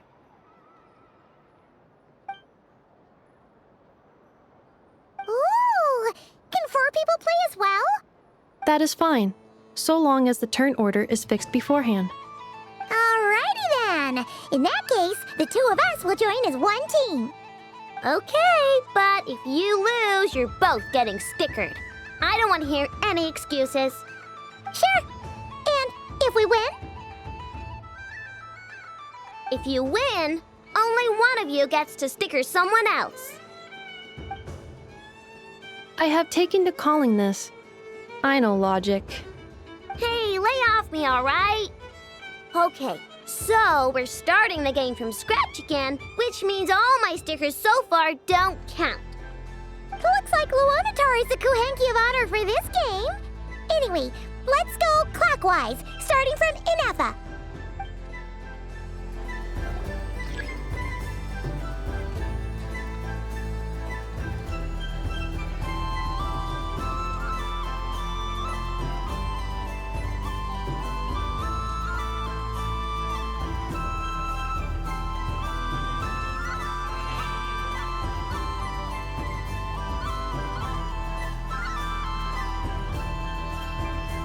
Nice! That's a pair!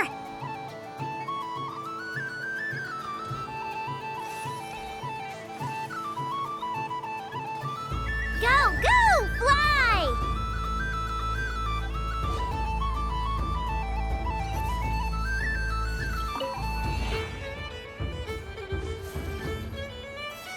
Go on.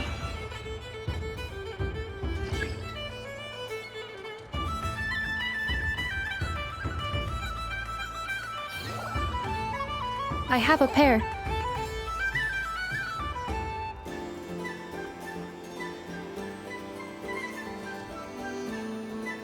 Uh-oh! We gotta pick up the pace!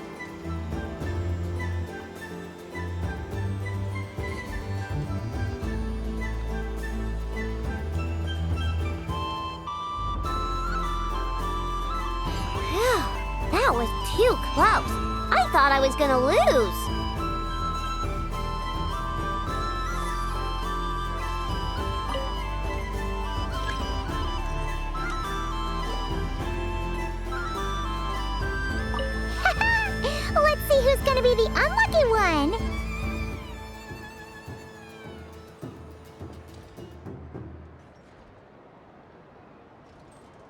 Good luck, everyone.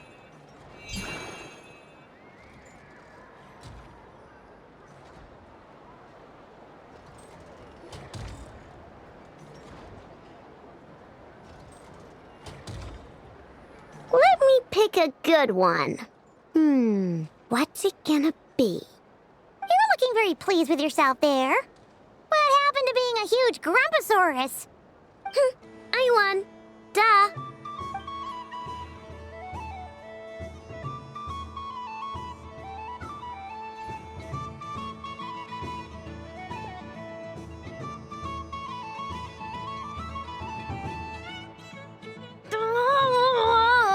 Me again? Don't fidget too much, Aino, or the sticker's going to fall off. I don't care. If it falls off, it falls off. If a pair of Kuhengi get discarded, why not a pair of stickers? Huh? Huh?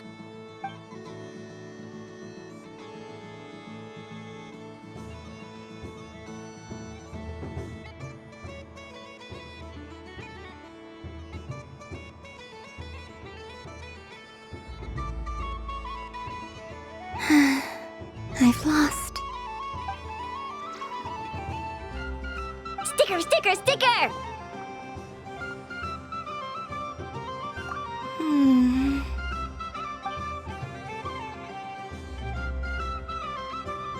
Cute! You think so? Shame. I can't see it for myself.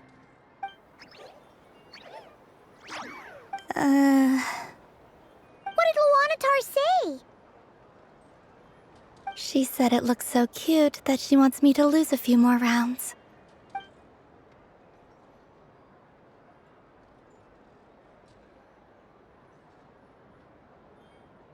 Who put these stickers on Paimon's eyebrows? Ugh, she can barely see! Alright, now, I think we got enough evidence to prove that there's a serious problem here.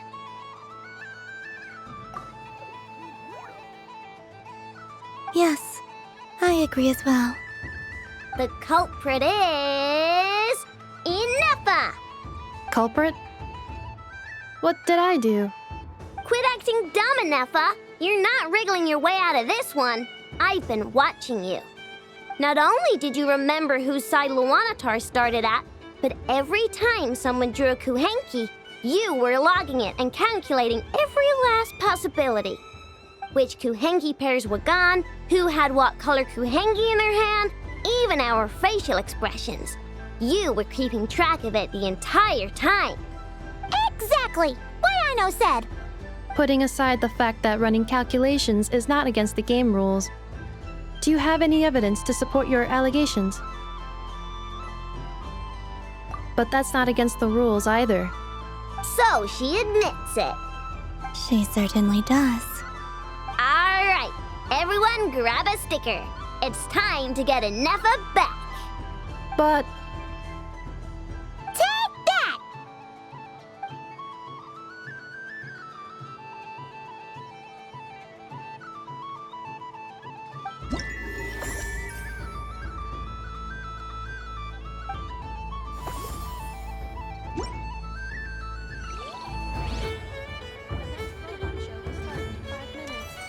We thank you for your patience.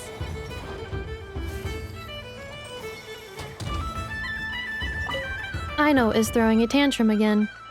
I believe it will take 3 Krumkakes to constitute a suitable peace offering.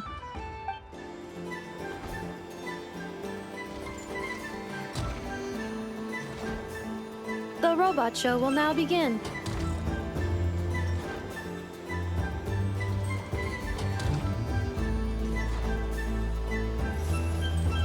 Please welcome to the stage, Cool Your Jets Ducky. Combining precision engineering with water cooling technology, this high-performance sprinkler fires powerful, controlled balls of water for up to 14 seconds at a time, as well as providing accurate plant watering at range. It can also be used to clean those tough-to-reach areas of the house that Aino cannot get to, no matter how high she jumps. Show us what you can do, Cool Your Jets Ducky. Now that's what I call true power. What a demonstration.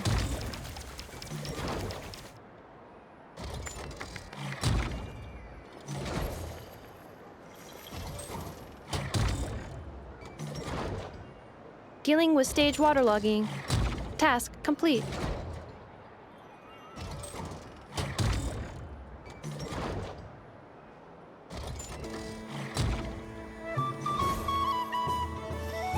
Ding dong. The next robot show will start in 5 minutes. We thank you for your patience. I'm never playing games with you ever again, Anefa.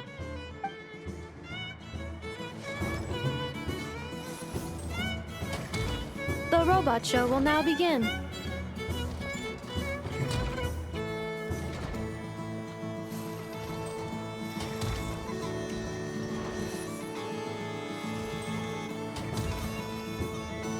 Next up, we have Knuckle Duckle. This armed domestic robot utilizes multi-sensor fusion technology to provide 24-hour security and environmental parameter monitoring.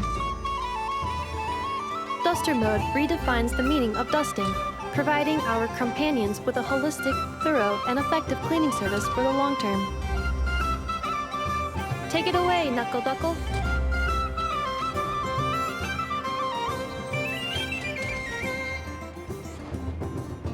Now that's what I call true power. What a demonstration.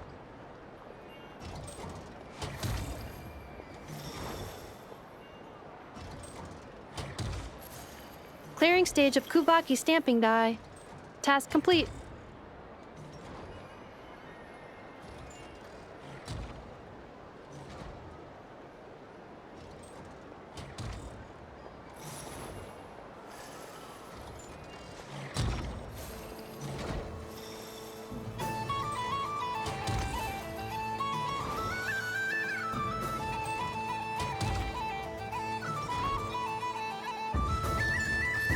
Ding dong. The next robot show will start in 5 minutes. We thank you for your patience.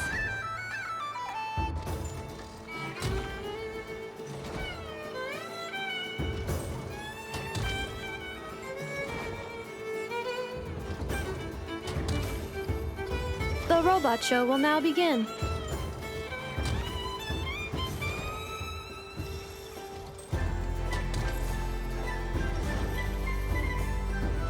Now, let's see what Crumbclink 70% Sweet can do for you. This dessert-making robot fully automates the baking process with smart recipe analysis and precision temperature control. Don't miss out on Crumbclink's taste testing function. Unique to the market, it is a hallmark of Aino's forward-thinking design philosophy, which places mechanical empathy at the core. Crumbclink 70% Sweet, the stage is yours.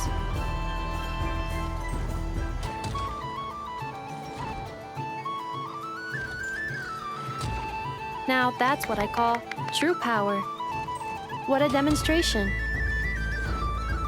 Converting excess desserts into energy. Conversion complete. Ding dong. The next robot show will start in 5 minutes. We thank you for your patience.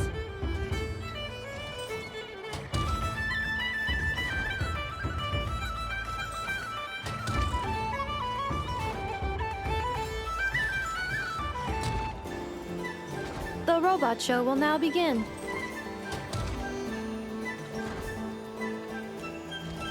Now showcasing Zip Zap Spybot number 1. This stealth robot boasts silent propulsion and low center of gravity stabilization technology, enabling rapid infiltration into high-risk environments. For obstacle removal on a large scale, it represents an upgrade from more traditional cleaning units. However, it is not recommended for bedroom use as the spinning circular saw may cause damage to furniture. Over to you, Zip Zap Spybot number 1. Now that's what I call true power. What a demonstration! Activating Kuvaki acceleration field. Activation complete. Ding dong. The next robot show will start in 5 minutes. We thank you for your patience.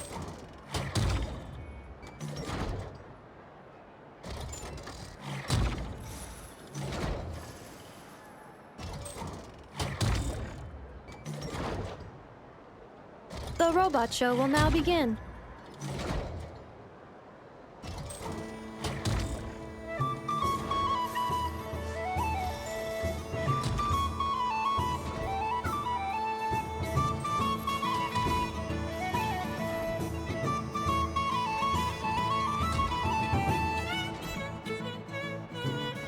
The next showcase is everyone's favorite prospector bot, Charred Lombro. I'm not a prospector bot. I'm the Trash King.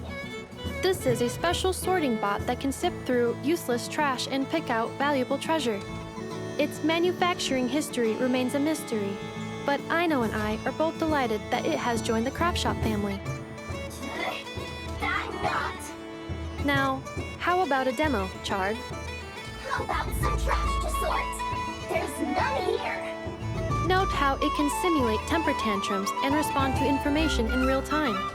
Take me back to the workshop. I want to work. Now, that's what I call true power. What a demonstration. Now, syncing navigation route with Little Charred. Sync complete.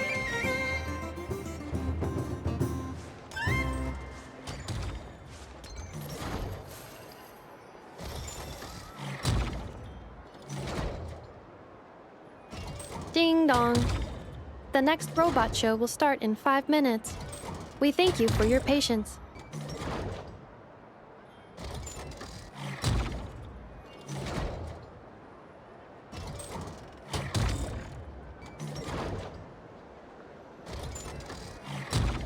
The robot show will now begin.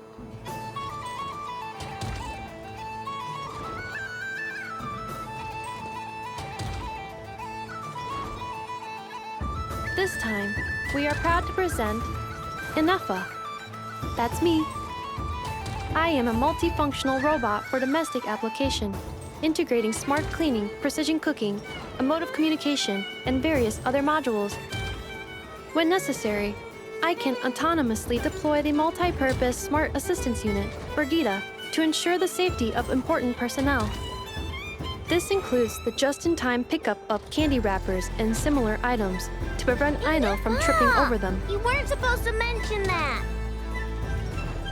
Acknowledged. Proceeding to demonstration phase. And we don't need a Brigida demo. Everyone's seen her already. Roger. Amending demonstration program. Moonlight detected. Kuvaki ready. Aino, let's go home. Wait, that's not what I meant.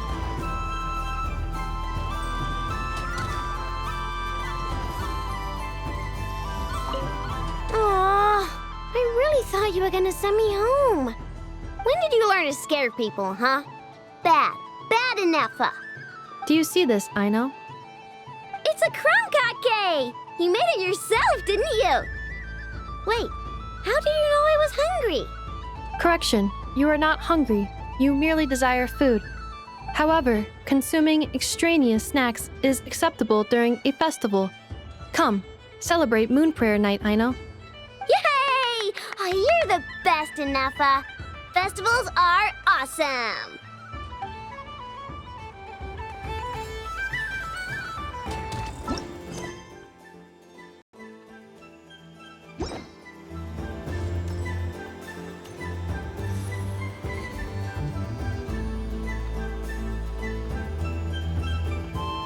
Well, look who it is.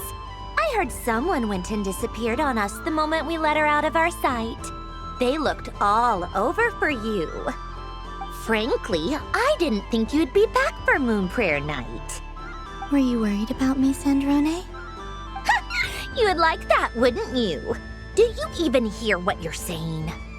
It seems to me like you disguised yourself with festive headgear, just so that you could come see me on Moon Prayer Night and make sure I'm okay. You didn't even bring Polonia with you. You? I thought you couldn't see. I cannot. But I sense the confusion of those around us rippling through the Kuvaki currents. Based on what I know about you, let me guess what you're wearing. Is it cat ears? Shut up! I'm only here to protect the Fatui's interest in this territory. Running into you was pure bad luck. Really? But you were the one who asked Arlecchino to help everyone find my name. Columbina! Ugh! Just one more word, and I'll unscrew your vocal cords. It's Columbina hyposelenia now. Tell someone who cares. I've missed you, Sandrone. The whole time I was gone, I was thinking, I hope I get a chance to say some ugly words to you. Is that supposed to be a joke? Anyway, let's go play that game. What? You mean that frostfin whale? Yes. It's some kind of game where you get bitten if you step on the wrong tooth. Seems like fun. Who in their right mind would wanna... Because you're not a scaredy cat. Fine! You wanna play? Let's play. Don't complain when I kick your sorry butt. Lovely. You old geezer! I'm gonna beat the pants off you! Just you watch! I almost forgot. Sandrone? What is it now? You'd better not lose, or I'm going to beat your head in. What? Allow me to demonstrate since I'm feeling so nice. You just step on the teeth, like this.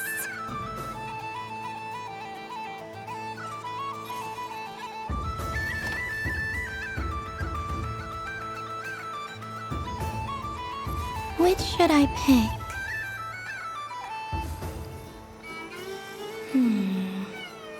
I'm getting a bad feeling from this one. Sensing Kuvaki doesn't count as cheating, right? I want to switch.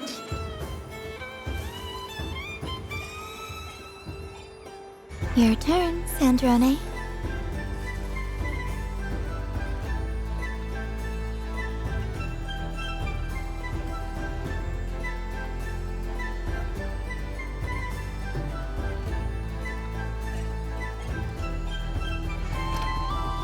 Don't come crying to me if you get bitten.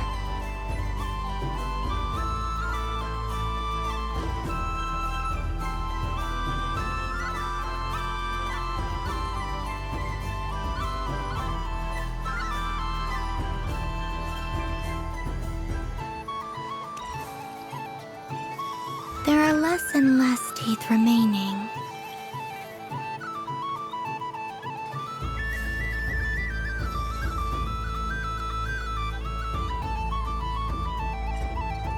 Huh? What's that noise?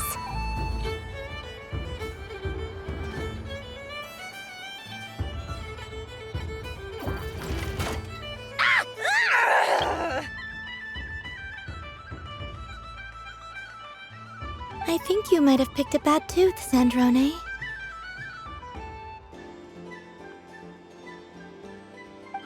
Shut it! Do you need any help? It seems like you're stuck.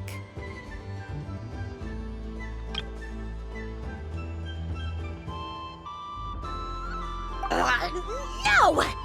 It's just a blasted... toy! How is its grip this strong? Stop laughing! All right. Well, you lost. So just like I promised... Hey! What are you doing? Are you seriously? Hiya! Why, you... Oh, just you wait! Rematch! Are you all right, Sandrone? That was quite a strong bite. Are your clockwork parts? Quit your fussing! I don't need it! All right. I'll go first this time.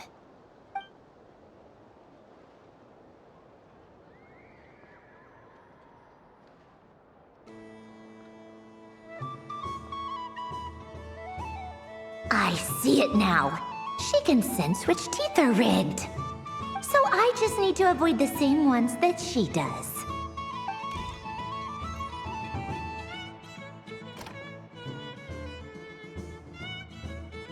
This one...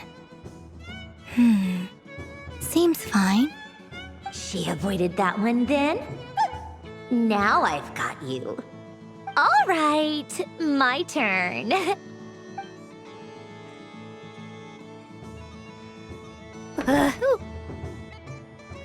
What? Looks like you lost again, Sandrone. Wait! There's more than one bad tooth! Bonk.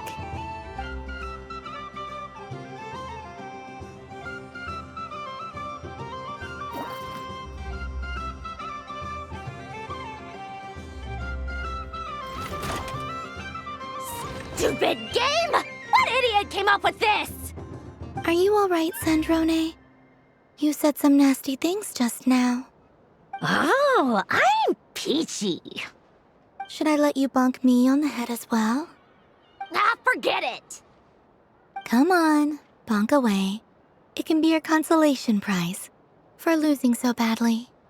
I told you, forget it! Gah, you've always been so annoying. Singing right outside my door, inviting yourself to my tea parties, going AWOL. And now you're off to the moon or something. Of all my days with the Fatui, the times I spent with you, Arlecchino, and Rosaline, they were my favorite. I will not forget them. Just as I shall not forget this moment. We'll always be friends, no matter where we are, right? Who'd want to be your...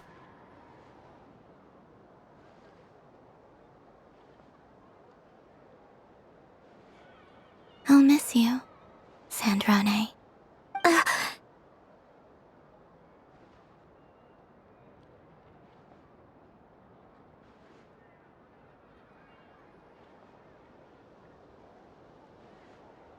Goodbye, Sandrone.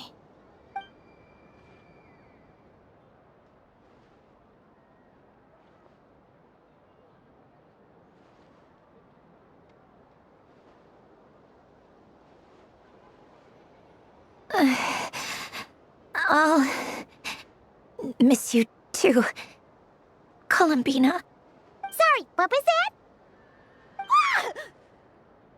Ah! Yeesh! No need to freak out. What's wrong? We've been looking everywhere for you. What do you want? Oh, nice ears. What do you want? This! Huh? It's your turn to draw something. You're one of her friends too, aren't you?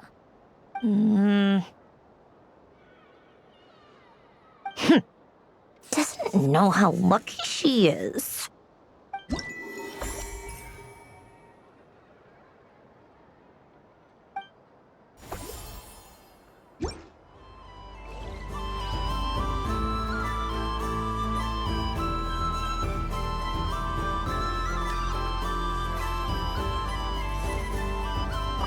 What's there to see on that moon anyway?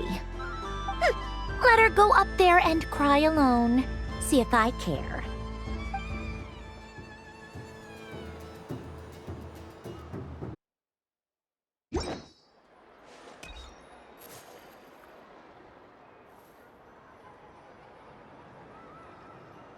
What is going on over here?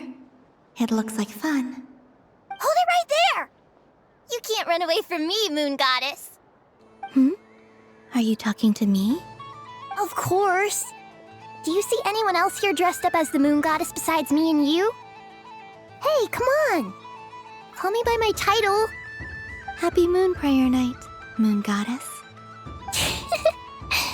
And the same to you. Anyway, there's no time to waste. Get ready for the duel of a lifetime. Duel? Meet my partner, Stacko. Come on out, Stacko!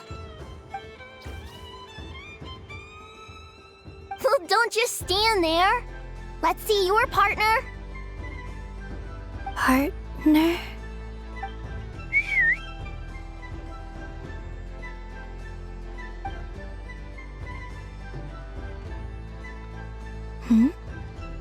So I need to select a partner and command them in battle. Partner. I need a partner.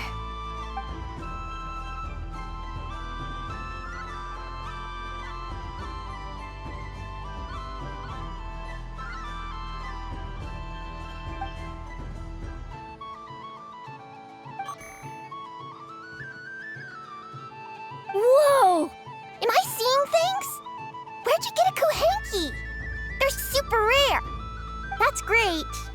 But you can only bring one partner to battle against me and Stacko. No ganging up allowed. They all look so eager to be picked. Which one should I choose?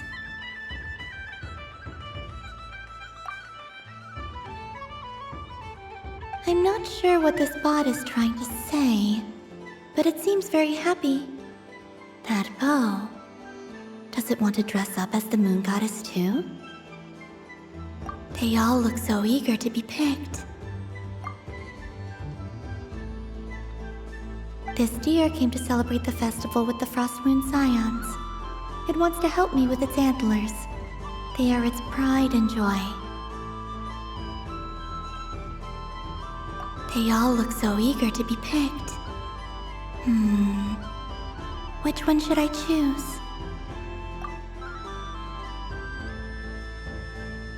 This one usually lives in Nasha Town. She likes falling asleep to the sound of striking hammers. And I bet she's quite familiar with robots' weak spots.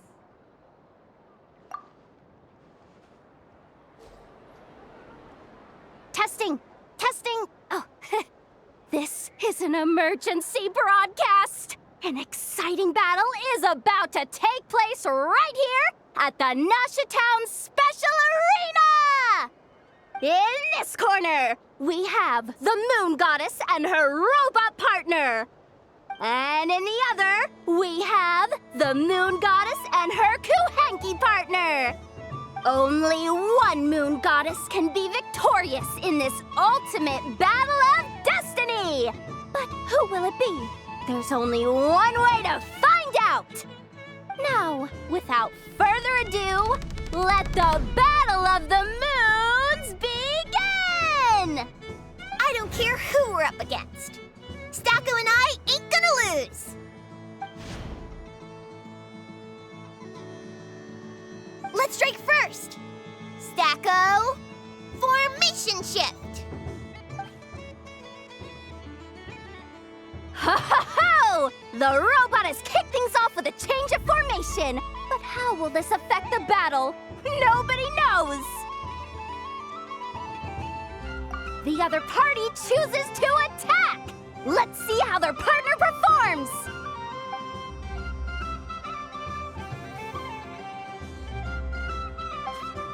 Stacko! The attack lands! And if those sizzling sounds are anything to go by, it was very effective! Okay then. Stacko, maintain formation and enter your empowered state. Empowered state! There we go! Now we're talking! Absorbing the immense Kuvaki present on Moon Prayer Night, this lean, mean machine has greatly increased its offensive power! Here it comes! A Lockaberry! Oh, what could the Moon Goddess be planning now? Frankly, I don't have a clue, so your guess is as good as mine. The battle is heating up fast! I'm about to start sweating machine oil over here! Go for it, Stacko! Set Kuvaki to maximum! Can their opponents withstand this blow? And what will this Moon Goddess do? Don't be afraid. Fight however you wish. It's a Moon Lane! A deft use of a Moon Lane allows the Kuhenki to dodge the blow, and now it's spiraling around its foe in circles! One loop, two loops, the robot's screen is bugging out! It's getting dizzy! Stacko! Stacko is down for the count! Our winner is the Moon Goddess! The slightly taller one, I mean. You did your best, Stacko. I'll take you to Ainos for a checkup right away, don't you worry.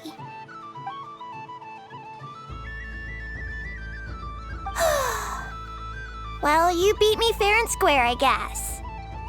Honestly, I underestimated you. Won't make that mistake again. I think my partner deserves most of the credit.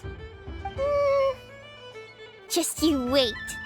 When I'm a little bit older, I'm gonna come back a whole lot stronger. Be ready for a rematch.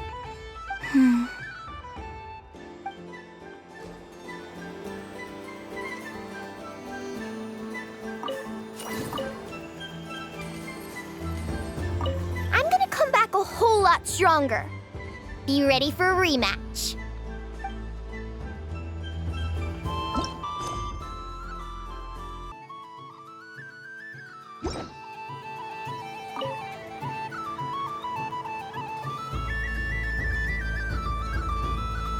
I wouldn't say it's unfair, exactly. I mean, your voice goes right into people's heads. How would you explain that to the kids? You can't just explain it away as magic. Is something the matter? Ah, Miss Columbina! No, nothing you need to worry yourself about.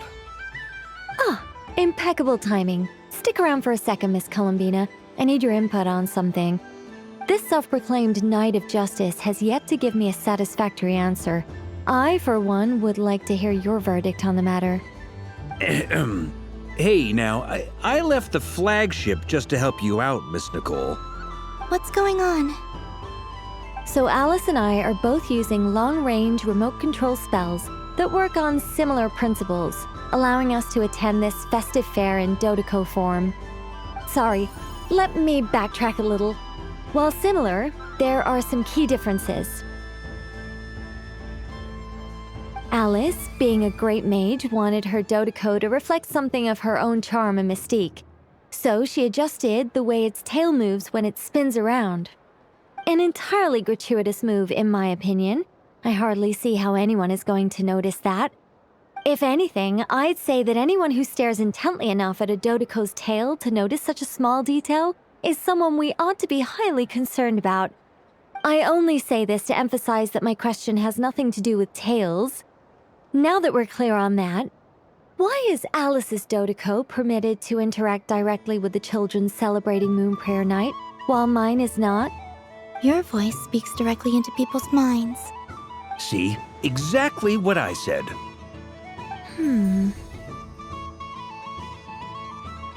Miss Nicole? I can't stand it. I know that probably makes me sound like a whiny child acting out in front of their parents. And it's a little embarrassing now that I think about it.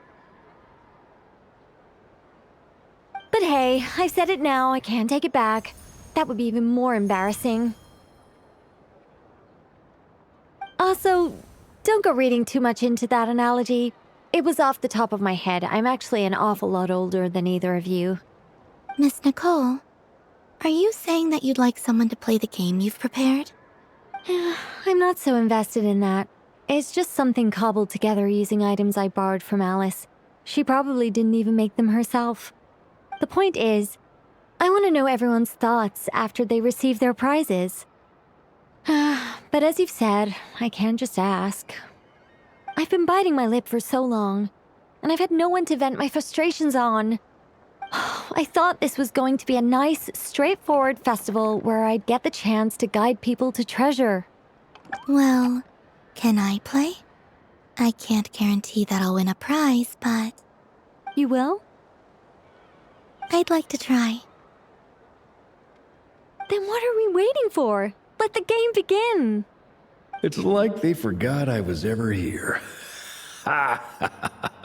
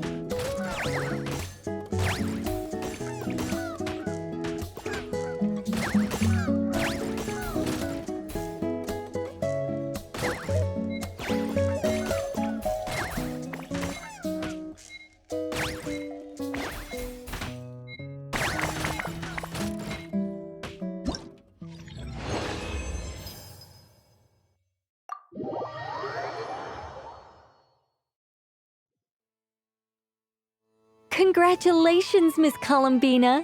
With your great wisdom, you have overcome every obstacle in your path and conquered the great challenge posed to you by fate. Fate? Well, something to that effect. If you'd prefer something more poetic, it could be the icy winds or the dawn. Anything you like, really. You could even go with the challenge posed to you by Dodeko, if that's what you're into. Anyway, you can take or leave my suggestions. Moving on. All my hopes are now resting on this. Can I open it now? Stop teasing me. Please, I'm begging you. No more talk. Just open it. Wow. What a lovely sculpture. Classic and cute at the same time. Thank you, Miss Nicole. I'll always treasure it. Ah, there we go. Music to my ears. You have my sincerest gratitude, Miss Columbina. Thank you for sharing your precious time with me and fulfilling my wish. Don't mention it. You've all done much to help me. And still, I'm the one receiving all these gifts.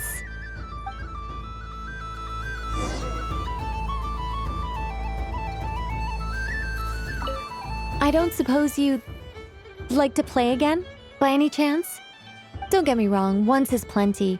You're under no obligation to indulge me any further. And besides, I don't have any other prizes for you. Great! I mean, if you say so. Is it really all that much fun, though? Huh. My taste must be falling seriously out of step with the majority.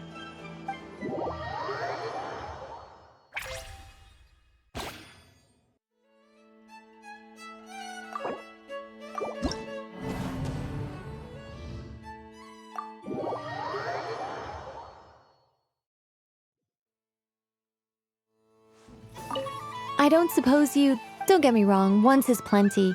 You're under no obligation. All right, then. Happy Moon Prayer Night.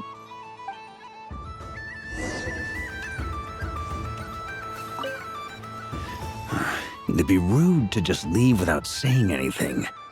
But at the same time, I don't want to barge into their lively conversation just to announce that I'm leaving. I guess I'll just wait a little longer. Huh? Albedo? This sketch is for you, Grandmaster. Oh, a gift for me. Thanks. Let's see what you've done for me. The North Wind left in a lurch.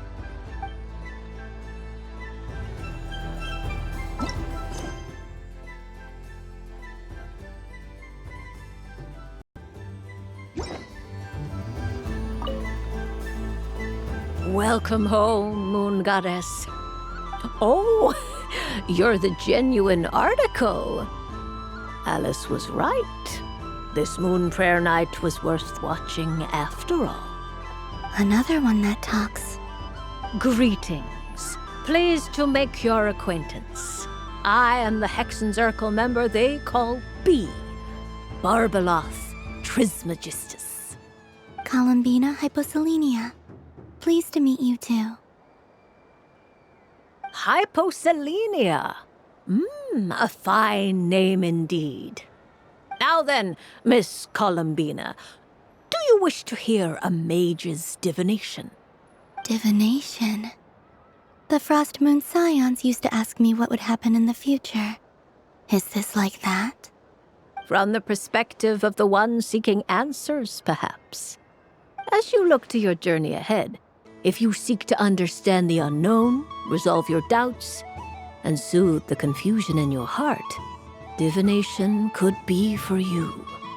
The unknowns on my journey. Of course, if one wishes to peer into fate, then hydromancy is the more precise option. But that is a complex affair, and to relegate that majestic art to the status of a festive amusement would seem somewhat uncouth. Besides, it is sometimes better to not know fate with great certainty. Hence, I shall use the suitably festive Luna Arcana to tell your fortune instead. It is more popular with the youth in any case. Lunar Arcana. Indeed.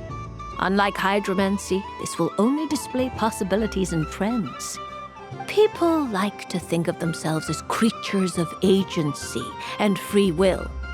Peering too far and too clearly into the future is detrimental to both body and soul. I'd like to give it a try. Of course you may. Come then, take a seat, Miss Columbina. Before we begin, are there any specific questions you would like to ask? Let's stick to general possibilities and trends, like you suggested. Ah, very well. Then I shall use the basic Lunar Arcana deck. Now, try to relax. Cast your mind upon the things you have experienced and the things you are soon to experience. I will shuffle the deck. Would you like to cut the cards yourself? You do it. No problem. Now then, to make things easier for the seeker, that is to say, you, I shall decipher the cards from your perspective.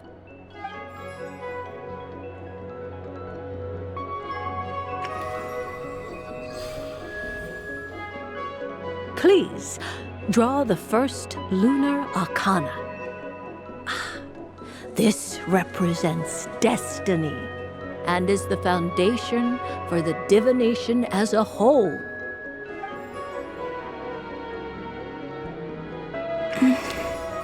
Now, draw your second card. This will stand for the past, the sum of all your experiences that have come before. And now the third Arcana. This is the present, your interpretation of the current moment.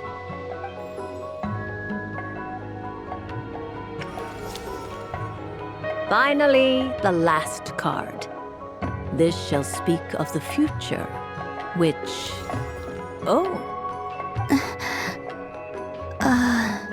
Kuvaki Pulse? Fascinating. I've never encountered this before in my role as a diviner. Something has exerted an influence upon this card, causing it to leave its designated position. What do you make of this, Miss Columbina? Perhaps this is the guiding hand of fate in action. Of course, if you wish, you can choose to deny the validity of this card and draw the future for yourself. No, it's fine. Let's go with this one. A bold decision. I must say I'm looking forward to the results. Well then, let us flip the Lunar Arcana in sequence and see what emerges. Sure.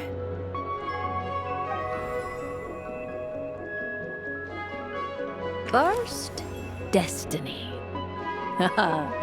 No surprises here. The card that represents yours is the moon.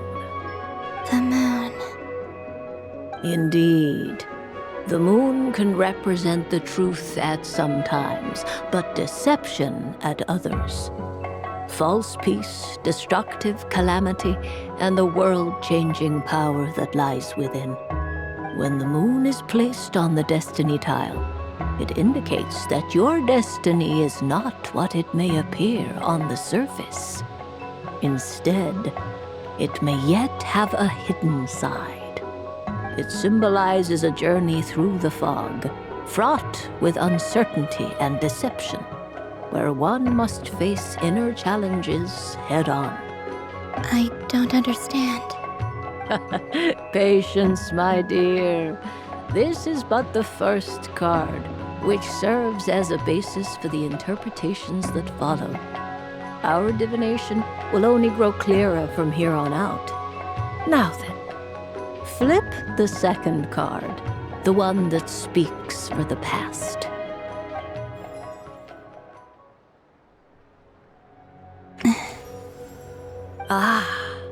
The Hermit. but inverted. Inverted? Yes.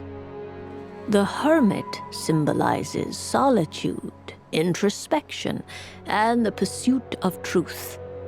When inverted, it represents isolation, truth out of reach, and a path that leads one astray. Combined with the moon as one's destiny, the hermit inverted represents a choice you made to stand alone in the past. It was a choice made not out of fear or arrogance, but for reasons that others could not perceive. You fumbled through the darkness without a guide, but you did not find your way.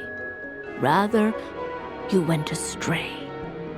More than once, it would seem. Is this about how I became Kutar despite not wishing to become a god? And how I joined the Fatui because I yearned for a place to belong? I suspect only you know the answer to this question. All is not lost. The past is in the past, and so it shall remain. Shall we look into the present now? Oh my. The lovers. One of the most interesting Luna Arcana. What does this one mean? This means that you have had an unprecedented emotional experience.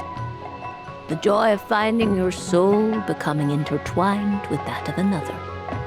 A precious and wonderful thing indeed. It's true. I've made a lot of friends recently, and they are very good to me. I like them a lot. That sounds lovely. I am most delighted for you. The lovers can also represent important decisions, perhaps related to a parting of ways. Now, if I were to guess... Yes. My return to the moon. I understand. Parting with friends is never easy, Columbina. But rest assured, this is not the end of your journey. There is always another story waiting to be told. The future always lies ahead. The future. Well now, it's finally time to flip this most mysterious of cards. Why did it appear? And what does it wish to tell you? I'm ready. Very well. Flip this card and see what lies on the other side. Oh. Miss Barbeloth? What is it? This card is death. That doesn't sound very good. It depends on how we interpret it. It is true that it can represent an agonizing death, a complete and utter end, but at the same time, it can also represent rebirth. Do not forget that your destiny card is the moon. That lends your future many different potential meanings.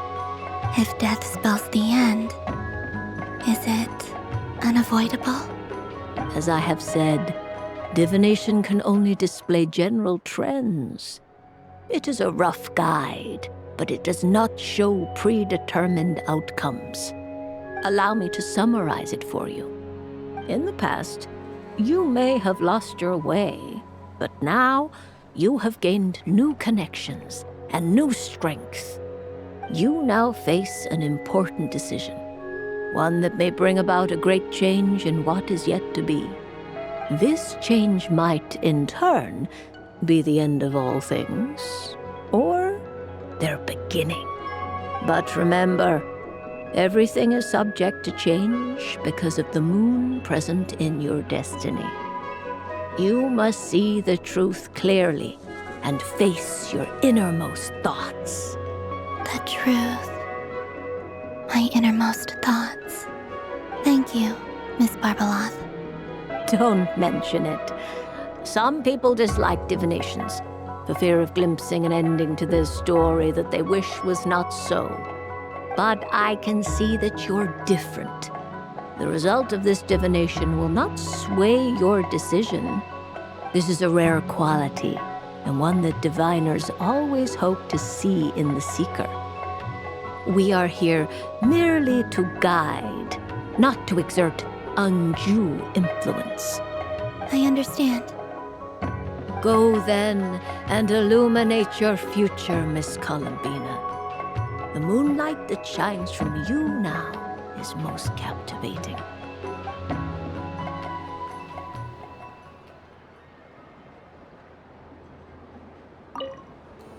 The death card made a most enigmatic appearance.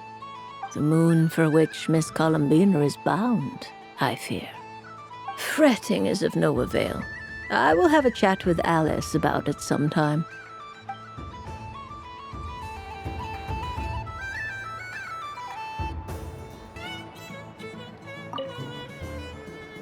A soft and furry creature that bounces and jumps.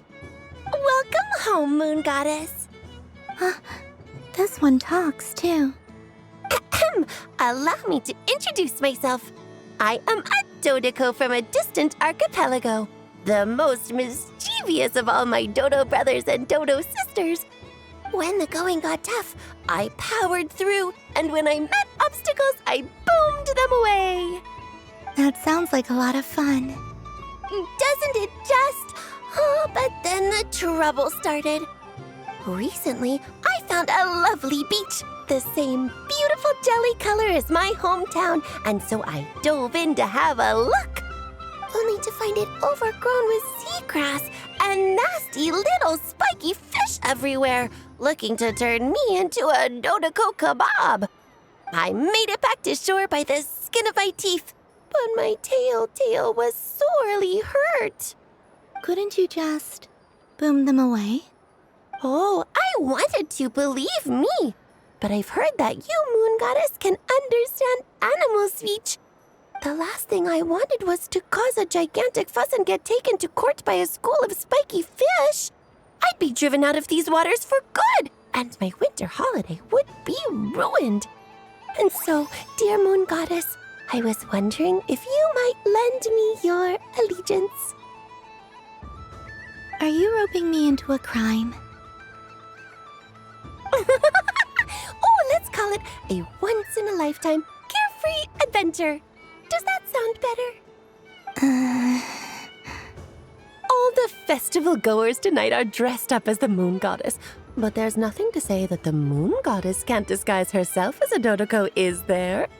Besides, this is your home. You should be free to be whoever you wish. I'm afraid I'm not well acquainted with Dodokos, Madam Mage. Oh, that's quite all right. We Dodokos are innocent, happy creatures with a free-spirited nature. Many, like myself, are mischievous troublemakers. Others are lazy souls who like nothing better than to lie down on a nice rock and take a nap. In our eyes, every creature who yearns for happiness and freedom is a Dodoko. But perhaps in yours, we Dodoko are a fluffier and more mischievous breed of Kuhenki. Yes, that is a much easier image to follow. Oh, wonderful! Then let's play! Grab onto my tail and follow me into the sea! Time to settle some scores with the bad guys!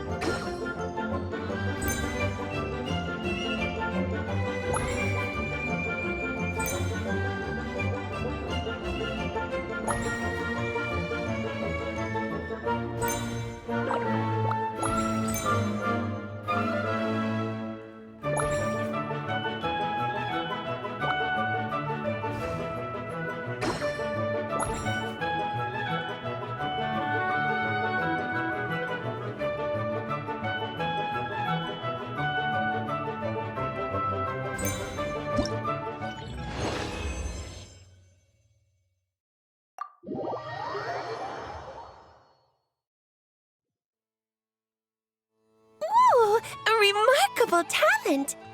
So, what do you make of it? The use of Jumpy Dumpties doesn't come as naturally to me as Kuvaki, but their unpredictability makes it fun. I think they call this novelty. Indeed! And how did it feel blowing those pesky nuisances away? Not bad. Any guilt? What do you mean? Oh, wonderful! Lovely answers to all 3 questions. You've passed the safety test. Now I can give this special bomb to you as a souvenir. Remember, if you find any meanies living on the moon, you can use this to boom them into oblivion. I will.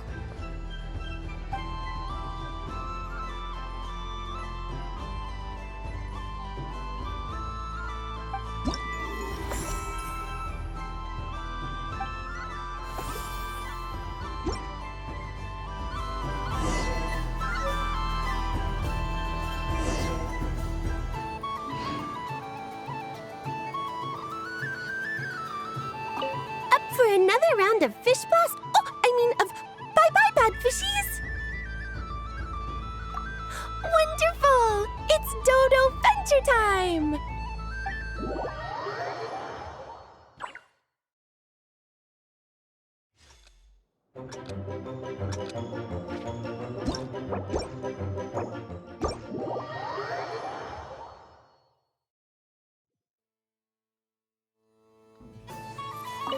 For another round of fish blast? Of course! Feel free to come back whenever you like. There's always time for a Dodo Venture.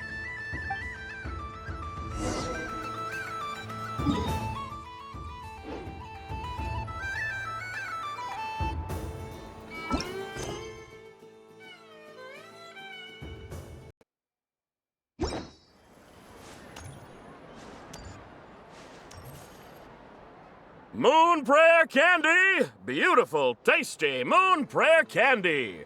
Buy a whole box, share it with your friends and family! Candy? To share? I wonder what flavors everyone would like. Welcome home, Moon Goddess. Fancy a box of Moon Prayer Candy? Sure. I knew you would! Now, what flavor would you like?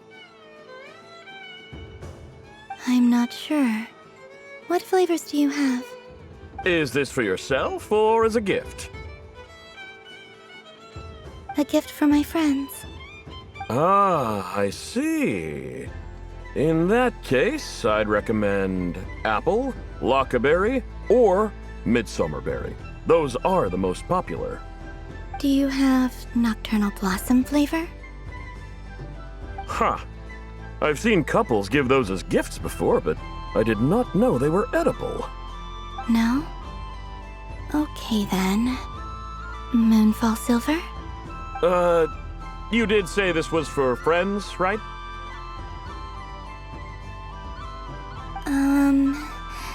Maybe smetana then. Hey, now that's a creative idea! I've never tried it before, but if you're happy to wait, I can see about whipping up a batch on the spot. While we're at it, you got any other ideas?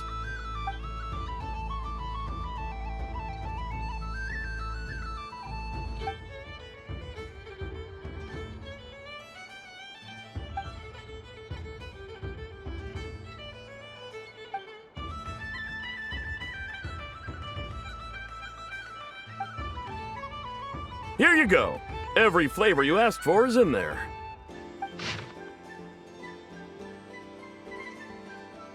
Thank you. Haha, I should be the one thanking you! You brought me a whole bunch of new business. It's like a genuine blessing from the Moon Goddess. I hope you and your friends have a lovely night.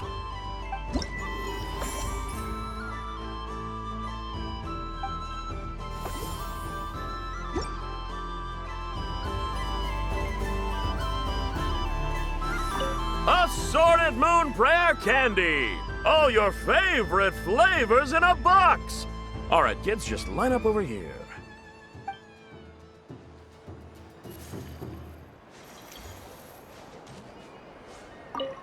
What's there to see on that moon anyway? Let her go up there and cry alone. See if I care. You're giving me candy? That isn't like you. This had better not be some weird prank. Coffee flavor? I thought you hated coffee. It's extra strong too. You didn't do all this just for me, did you? Hey! Don't take it away! I never said I didn't want it. I mean, you can't unmake the candy now. What's there to see on that? Let her go.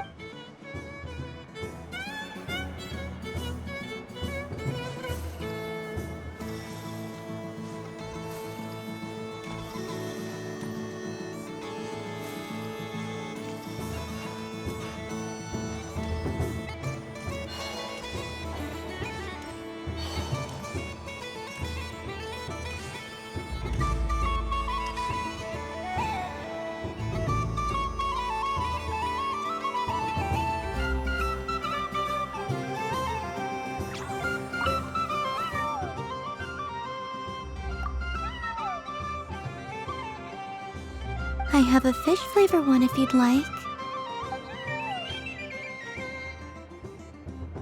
Of course. If you prefer mint, then mint it is.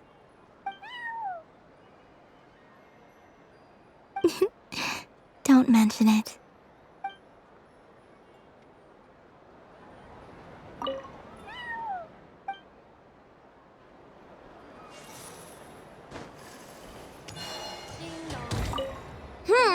I'm never playing games with you ever again, Anefa.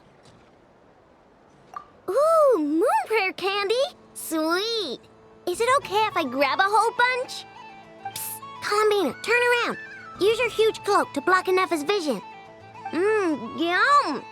Oh, this one's even yummier. Ugh, the flavors are blending in my mouth. Ew.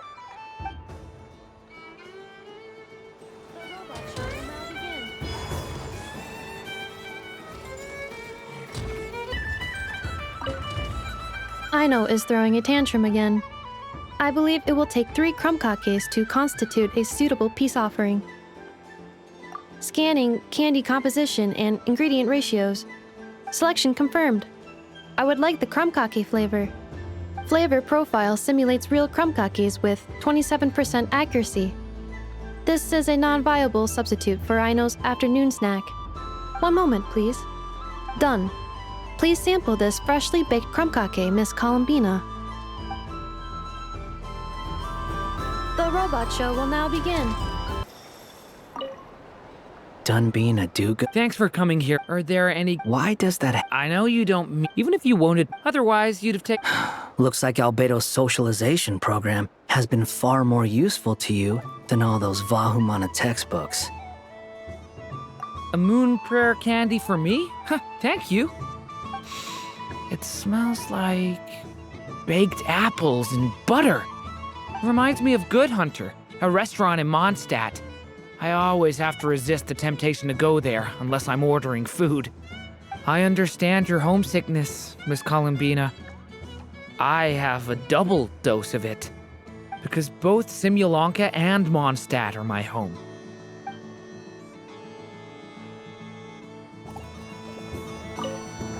Done being a do... Thanks for coming here. Are there any games? Why does that I know you don't... Even if you won't admit, otherwise you'd have taken... Looks like Albedo's socialization program. I thought you'd actually spend your precious time doing something more worthwhile. Everyone has to take one? Well, fine. I'll take mine.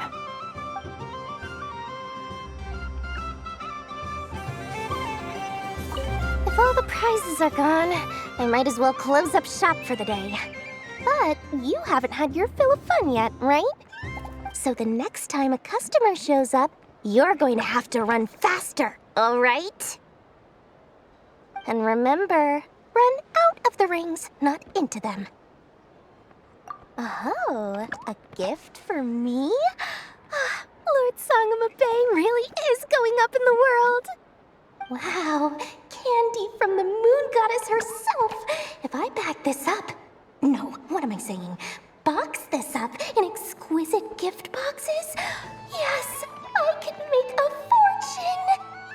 fortune! Maybe I don't even need to go to all that trouble. Any old boxes will do. I just need to tell my customers that this candy is blessed by the moon goddess. Yeah, that ought to do it. Sounds like a plan. Time to have Irwa earn his keep when I get back.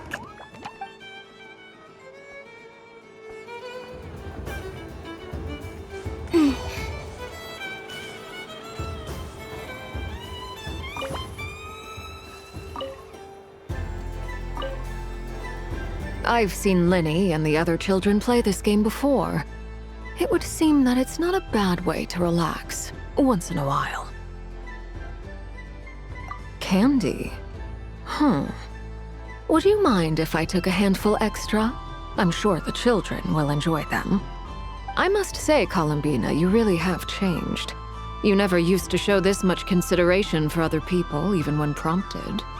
I'm sure Sandrone would agree when I say, I like the present version of you better.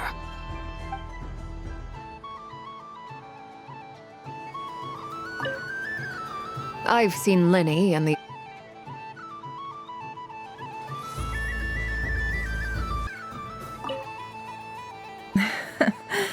That was fun. Oh, a gift? You shouldn't have, Miss Columbina. Very nice indeed. Candy is one of many luxuries that the desert folk could never afford.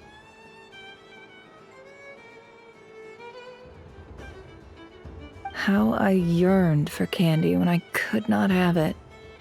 Yet, now that it is readily available to me, I never seem to crave it. May your moon prayer night be one free from regrets.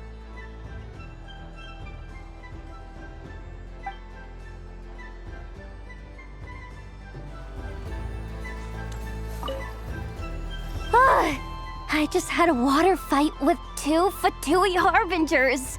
Pretty scary, but also surprisingly fun. Aw, man, this feels kinda wrong. Like, shouldn't we be the ones giving you candy rather than the other way around? I guess I'll just take one. What flavor is that? It tastes like getting a mouthful of muddy grass. After being rear-ended by a blunt-horn rhino, then face-planting the ground. I'll never get this taste out of my mouth. It's delicious.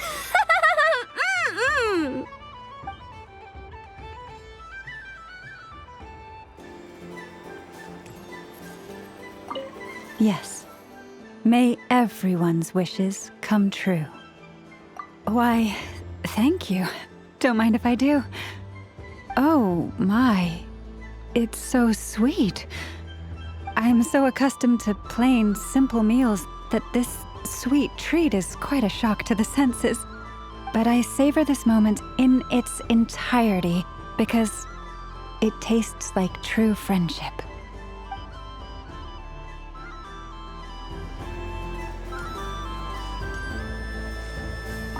Something about festive lighting always has a way of putting the warmest smiles on people's faces.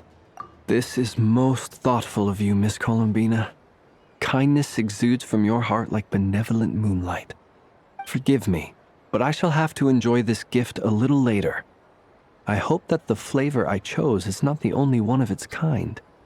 If others were denied the chance to sample such kindness as you have shown to me, it would be a great pity indeed.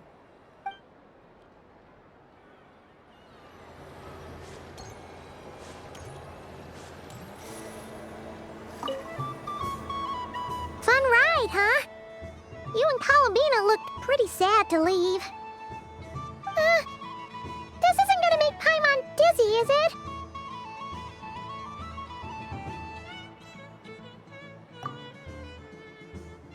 Oh, candy for us? Thank Columbina. Don't mind if we do. Whoa! This one's intense. But it's so tasty. What about you, Traveler? How does yours taste? Oh, sounds good. Paimon's drooling now. Are there any more Smatna candies in the box? Yes, I believe so. Okay, gotcha. Let's see.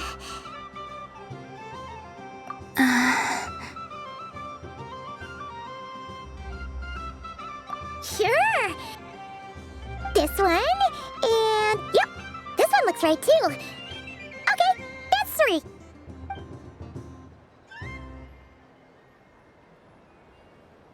Here we go. 1 per person. It's so sweet.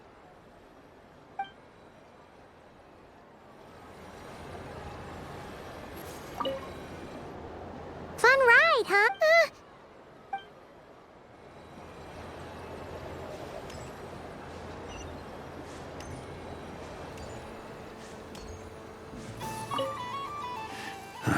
To be Albedo? This sketch is for the North Wind left in the lurch. Thank you. It seems I've picked lemon. It strikes a good balance between sweet and sour. This has piqued my curiosity. What if we were to add citrus and other spices, then enhance the flavor via caramelization? I wonder what the end product would be like. Perhaps I should take the time to try this out.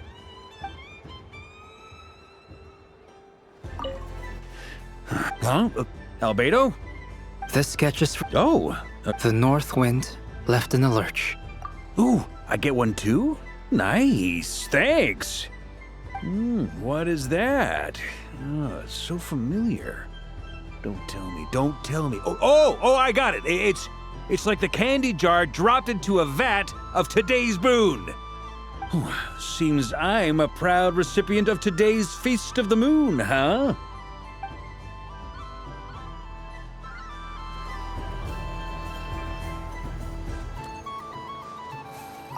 The death card made a most enigmatic appearance. The moon for which Miss Columbina is bound, I fear. Fretting is of no avail. I will have a chat with Alice about it sometime. You're such a polite child, Miss Columbina. But we elders have already partaken of our fair share of stories in this world. Enjoying candy, keeping up with the hip and groovy trends of the day. These things should be left to youngsters like you. I hope you don't misunderstand me. I do not intend to lecture you or reject your kindness. It is simply that the mere sight of this candy is starting to give me a toothache.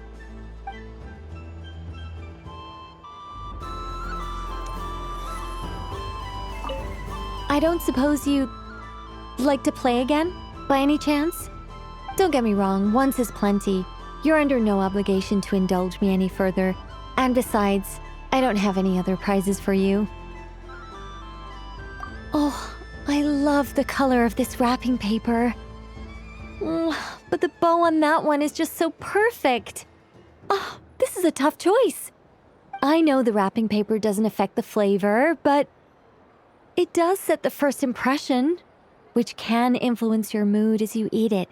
And actually, that does affect the flavor. I have to listen to my heart and pick the one that I can really build a bond with. It's the only way to eat candy. Oh, but look at the shape of this one. How lovely. This choice is getting harder and harder.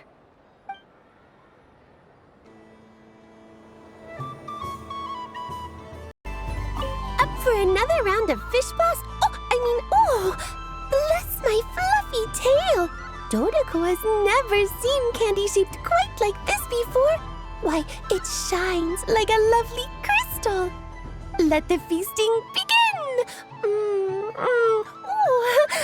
Sweet as a tomato bathed in sunlight. Thank you very much. You truly are a friend to the Dodoko.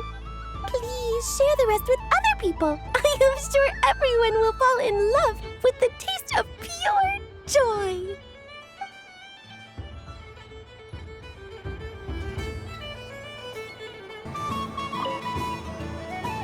Traveler.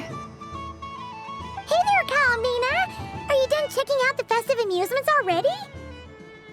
Are you sure you don't want to look around some more? You might not get another opportunity like this for a while. Right now, what I'd like to do is... You're right. I'm not ready for this night to end just yet. Yeah, that's the spirit! Take your time, Columbina. The most important thing is to have no regrets. I'll be right here if you need us. Okay. Thank you.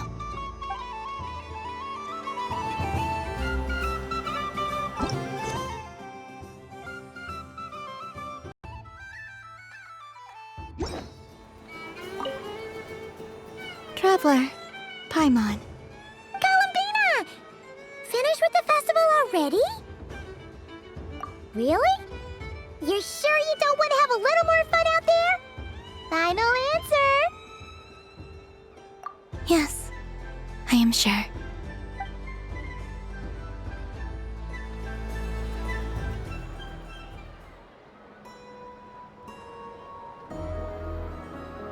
This was the most fun I've ever had on a moon prayer night. Everywhere I went, people were saying, "Welcome home," and there were friends at every turn. I only wish it could last longer than one night. Oh. Yes, you're right. The moon prayer blossoms. Ooh, look! Look!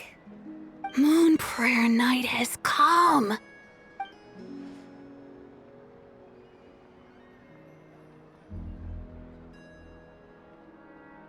The moon. It's so beautiful. Happy Moon Prayer Night, dear. Happy Moon Prayer Night.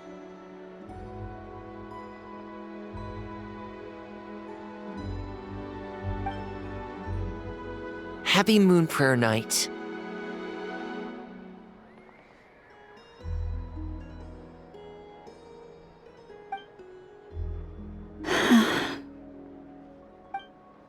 Aww. Huh.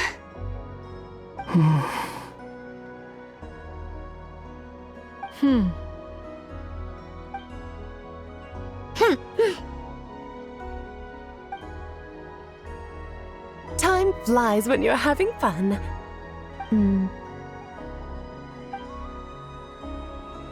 Oh. Looks like the time has come. Columbina. You're heading off, then? Yes, to the ruins you mentioned, and from there, back home to the moon. Wait! I know? At least... Take one of our craft shop's crumb cookies up to the moon with you. You know, for a snack. Sure, why not? The Curatorium of Secrets believes in proper farewells. No story should be left without a satisfactory endnote. Never. Farewells are an important affair for the Ratniki, too. We never know when we might meet again. Haha! And here I thought grand farewells wouldn't suit tonight's mood. But I suppose friendly passion is not to be stopped, eh?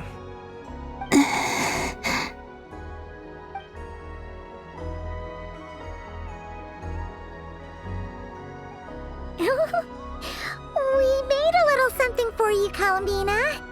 Ta-da! What is it? A Moon Prayer Night greeting card with drawings by all of your friends.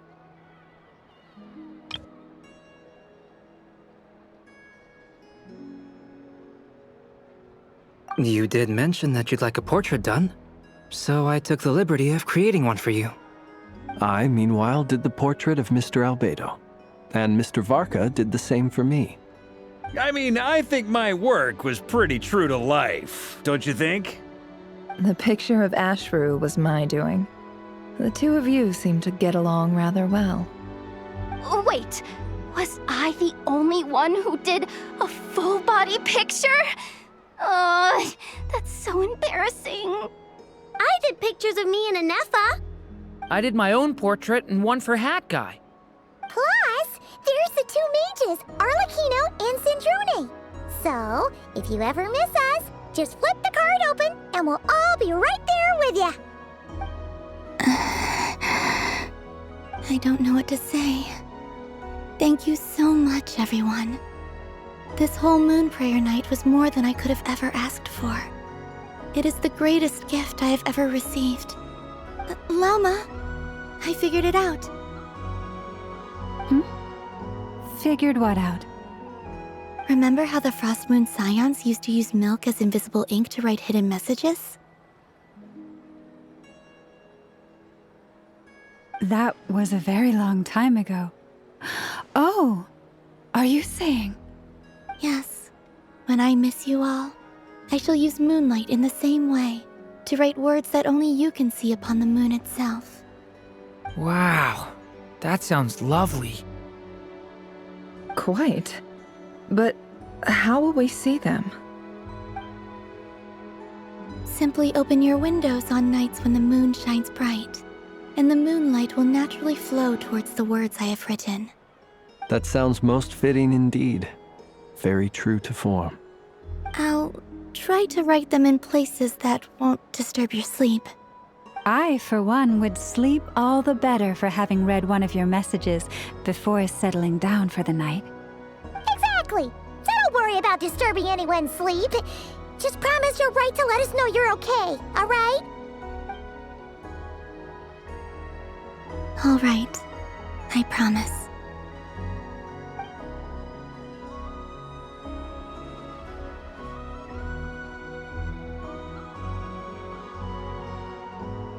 In that case, Columbina. I'm ready. Very well. Let's go.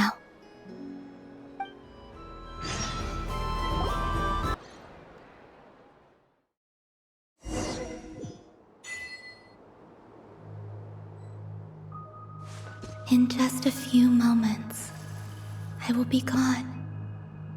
I still don't know what to expect on the moon. Will I really be able to send messages to my friends? The Kuhenki, the animals of Nod Cry. I'll never get to see them again. I wonder where I'll be when the next moon prayer night comes.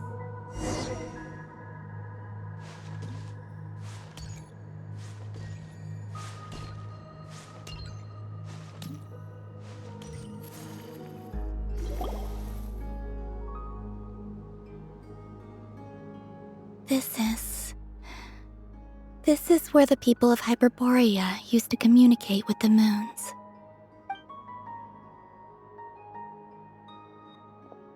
Eternal moon, frost moon, iridescent moon. When the power of all three converge, the gate to the moons shall open. Moon marrow preparations are complete. Only the final step remains. I'm sure Nasha Town is livelier than ever at this moment. Yeah, it's a shame you couldn't be there for it, but it's now or never, right? It's fine. I'm more than happy with this. My last piece of luggage. My only piece of luggage.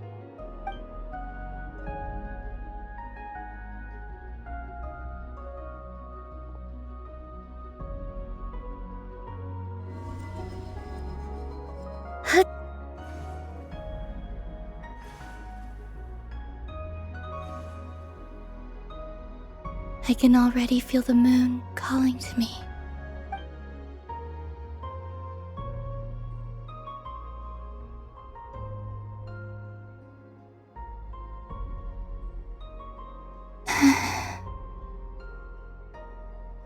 Your home lies on the far side of this light, Columbina.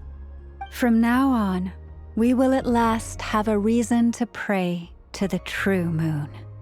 Columbina. Yes? I'm listening.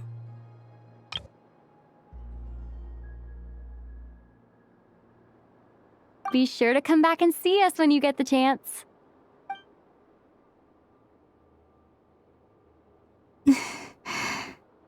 Of course. But if that chance doesn't come, then remember that you have friends on this planet. People who will miss Columbina. Yes, I will. Thank you for everything you've done for me.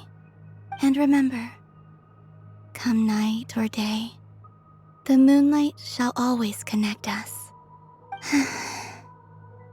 Well then, farewell, my friends.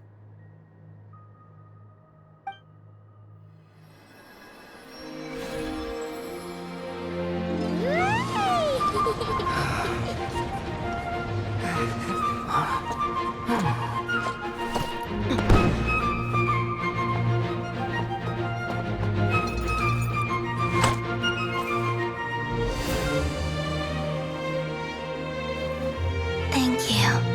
This was my happiest night in Tevat. Farewell, Columbina.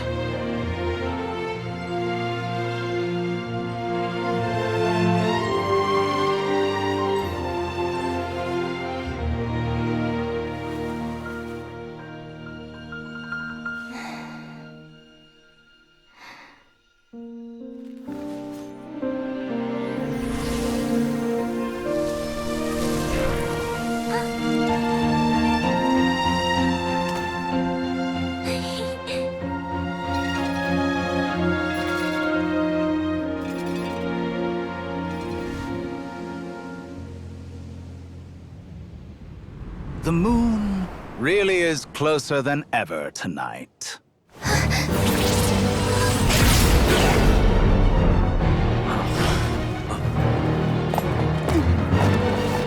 Columbina. All 3 moons in one place. Time for one final experiment. Reason, life, death, time, and space. They all believed I would fail.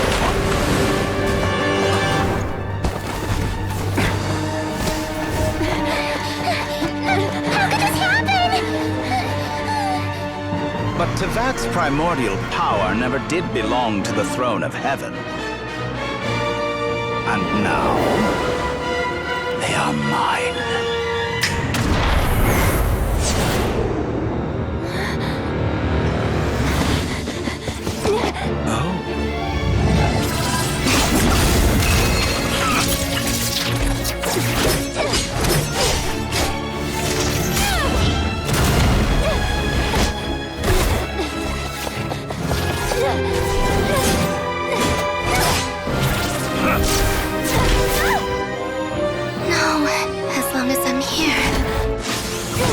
Is free to wield the 3 moons' power.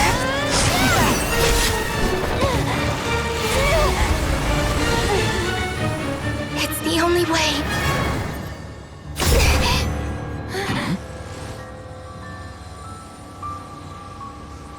I guess I won't be going home today. Columbina! No!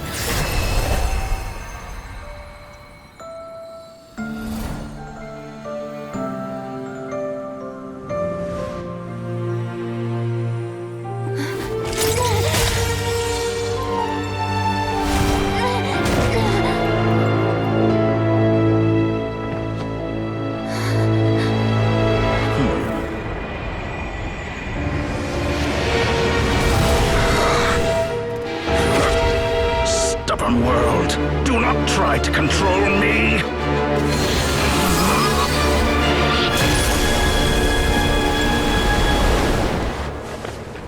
Columbina.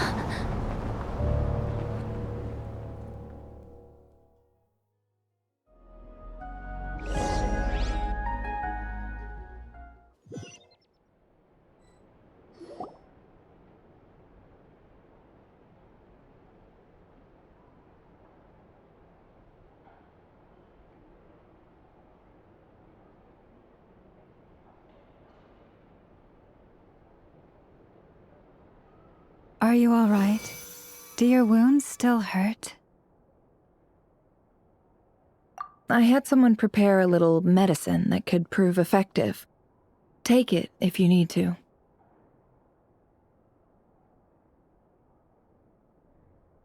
In that case, let me relate the contents of the call we made to Alice after the incident occurred. That Dottore is a crafty one. He distracted the Hexenzirkel by creating a huge fuss at Tevat's borders. I'd assumed that the cause was an abyssal intrusion from the outside world, which in fairness is a rather common occurrence. But after learning that you managed to influence the phantoms in Nordcry, I realized that perhaps this interference could have come from within Tevat instead. But we weren't able to change their fates. True, you couldn't change how their stories ended, but you did build some variables around yourself. Variables? Yes, things you heard that you could not otherwise have learned, ideas that would otherwise have never crossed your mind. All these things are variables. Of course, most variables usually pale into insignificance with the myriad of possibilities floating around. But the moment you start treating them as building blocks and intentionally stacking them, that changes things. That's what Dottore did, and it's how he created the necessary conditions so that when you activated the portal tonight, it played right into his plan. However, we have no way of knowing exactly what he did. Yeah, we also need to ascertain Columbina's status. And that about sums it up. As I suspected, Dottore has disappeared completely. If it's any consolation, he wasn't able to control Columbina as he might have wished to. Oh no! What? She did what? All we saw was Dottore appeared and used some kind of power. The next thing we knew, he and Columbina were gone and you were falling into the sea.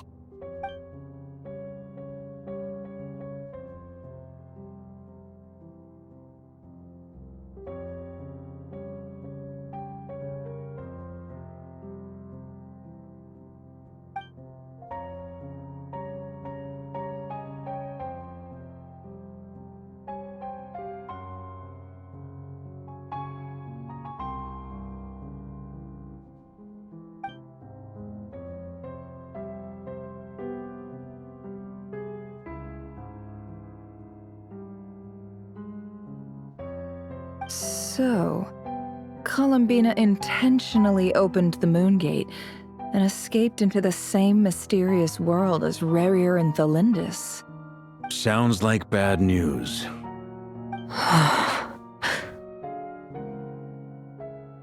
Seen in that way, the Trilunar Syzygy and Rerir's emergence, Dottore might have been pulling the strings in both cases. According to Miss Alice, he is attempting to transcend his destiny and finish an experiment that only a god might complete. An utter lunatic. Wait a sec, where's Hat Guy? Seems like he'd want to be here for this. He took off with the Dodo communication device after we spoke to Alice. He said he had a hunch that he wanted to investigate by himself. The look on his face was terrifying. I've never seen him like that before.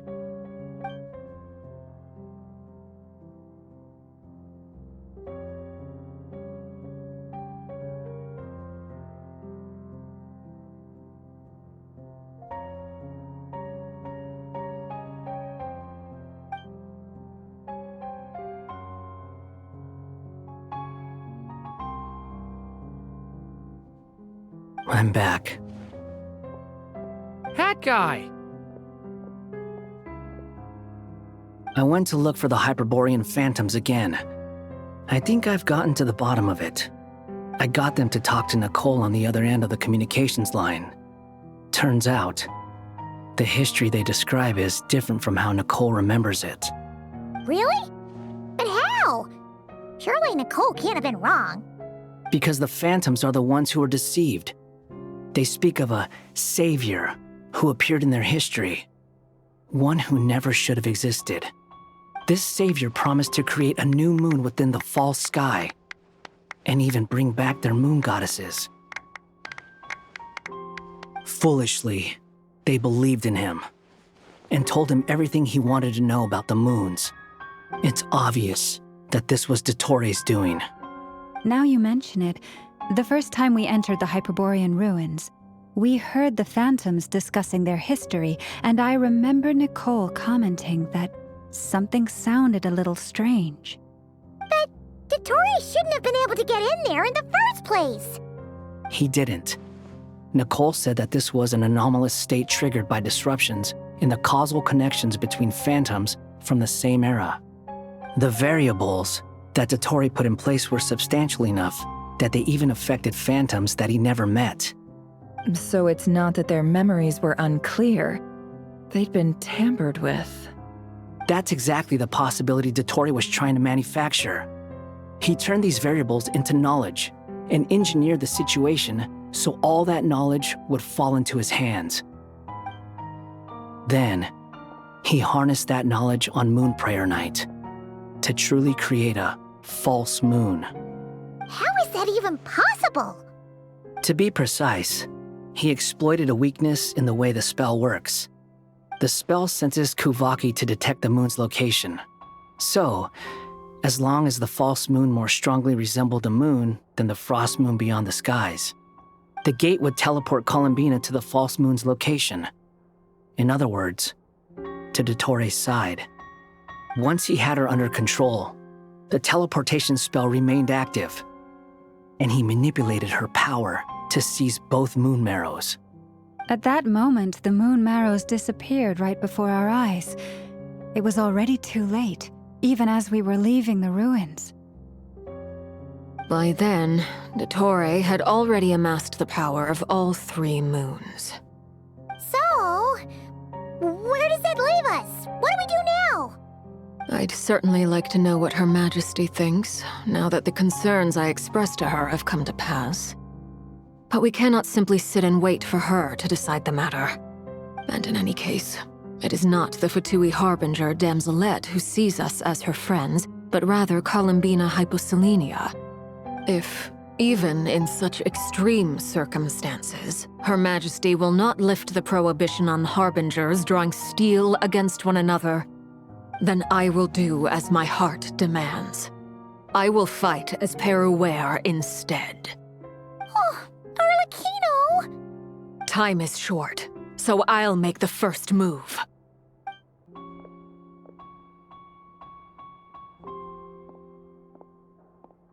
Whew.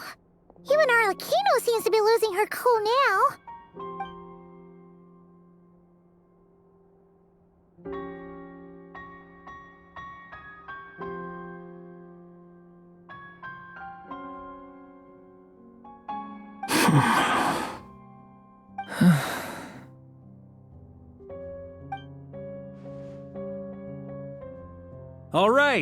All right. Lose those dejected looks for a moment and let me get a word in. It looks bad, I won't lie. Very bad, in fact. So Dottori's pulled some real dirty tricks to gain the upper hand. For now. And yeah, it's to the point where even the mages say that his variables have affected destiny.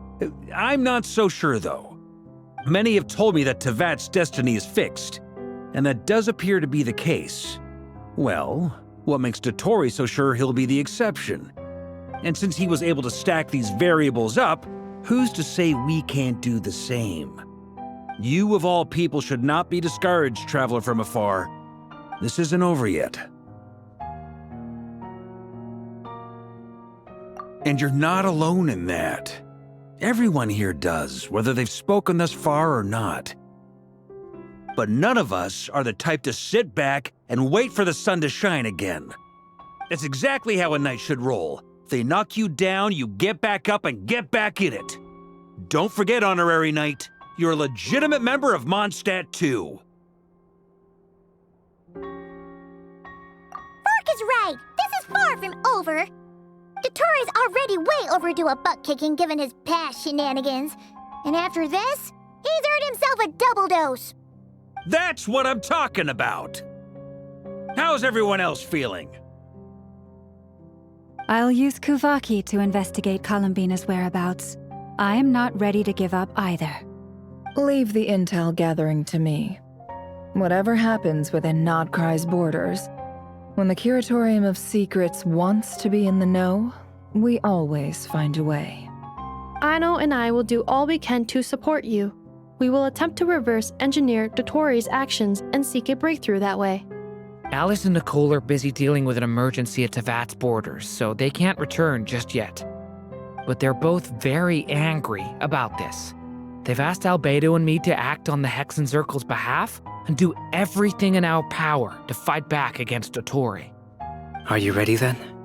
We're going to have to conduct a lot of research, even in the early stages. I'll do my best. As for me, I'm pretty familiar with Dotori's way of doing things, so I can try to predict his next move. I'll help with your investigation. Nice! Looks like we have our basic division of labor. I'll get in touch with Flinch and Itlua, get them to have a chat with their Starshiner. It couldn't hurt to bring the Lightkeepers on board as well.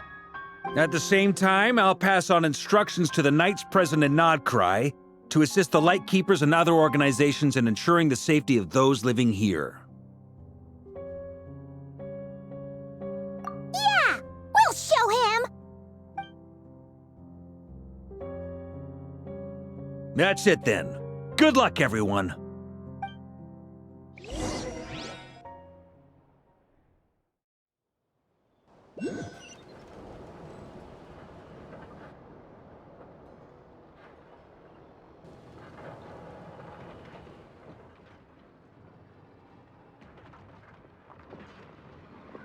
I never thought that Columbina would become my real name.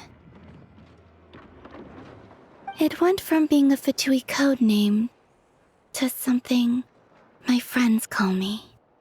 And remember, come night or day, the moonlight shall always connect us.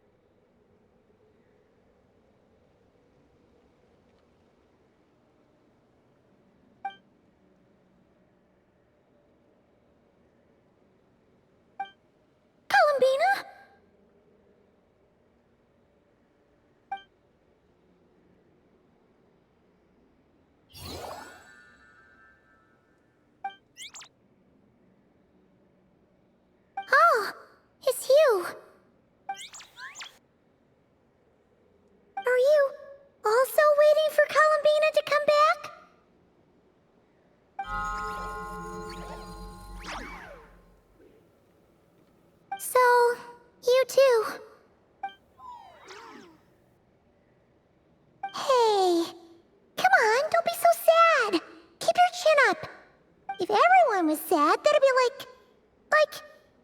Oh, Paimon doesn't want to think about it.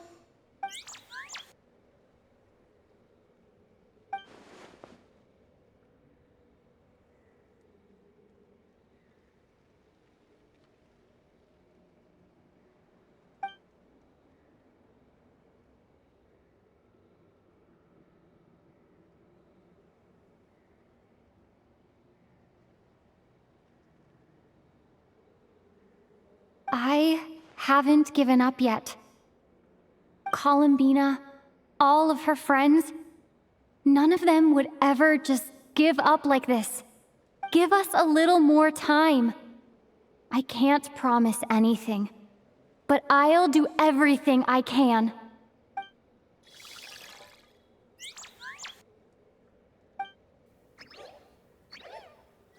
Are they cheering for us? Thank you. Do you need us to help you with something?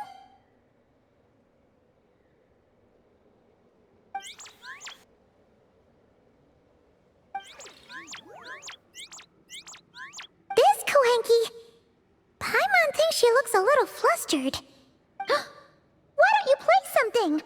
If they hear a familiar melody, maybe they'll calm down a little bit.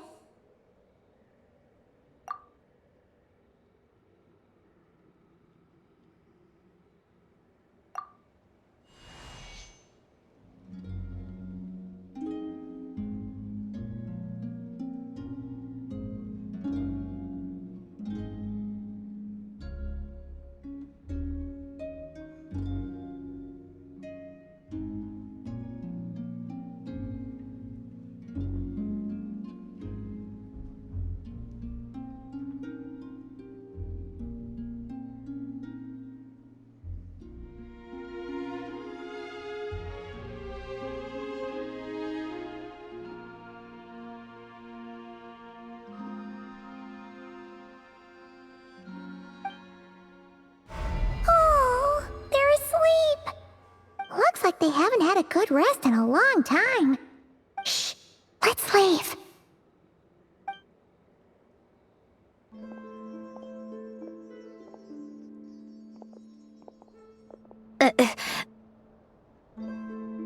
Sandrone! What are you doing here? What? Am I not allowed to take walks now? Thought as much. No such thing as a free miracle, you know. Hey, which way are you headed? Paimon means we don't see much of each other. Maybe we could join you for a bit. Let's not. I'm not in a good mood today and don't have anything nice to say. Besides, comfort is the last thing this place needs.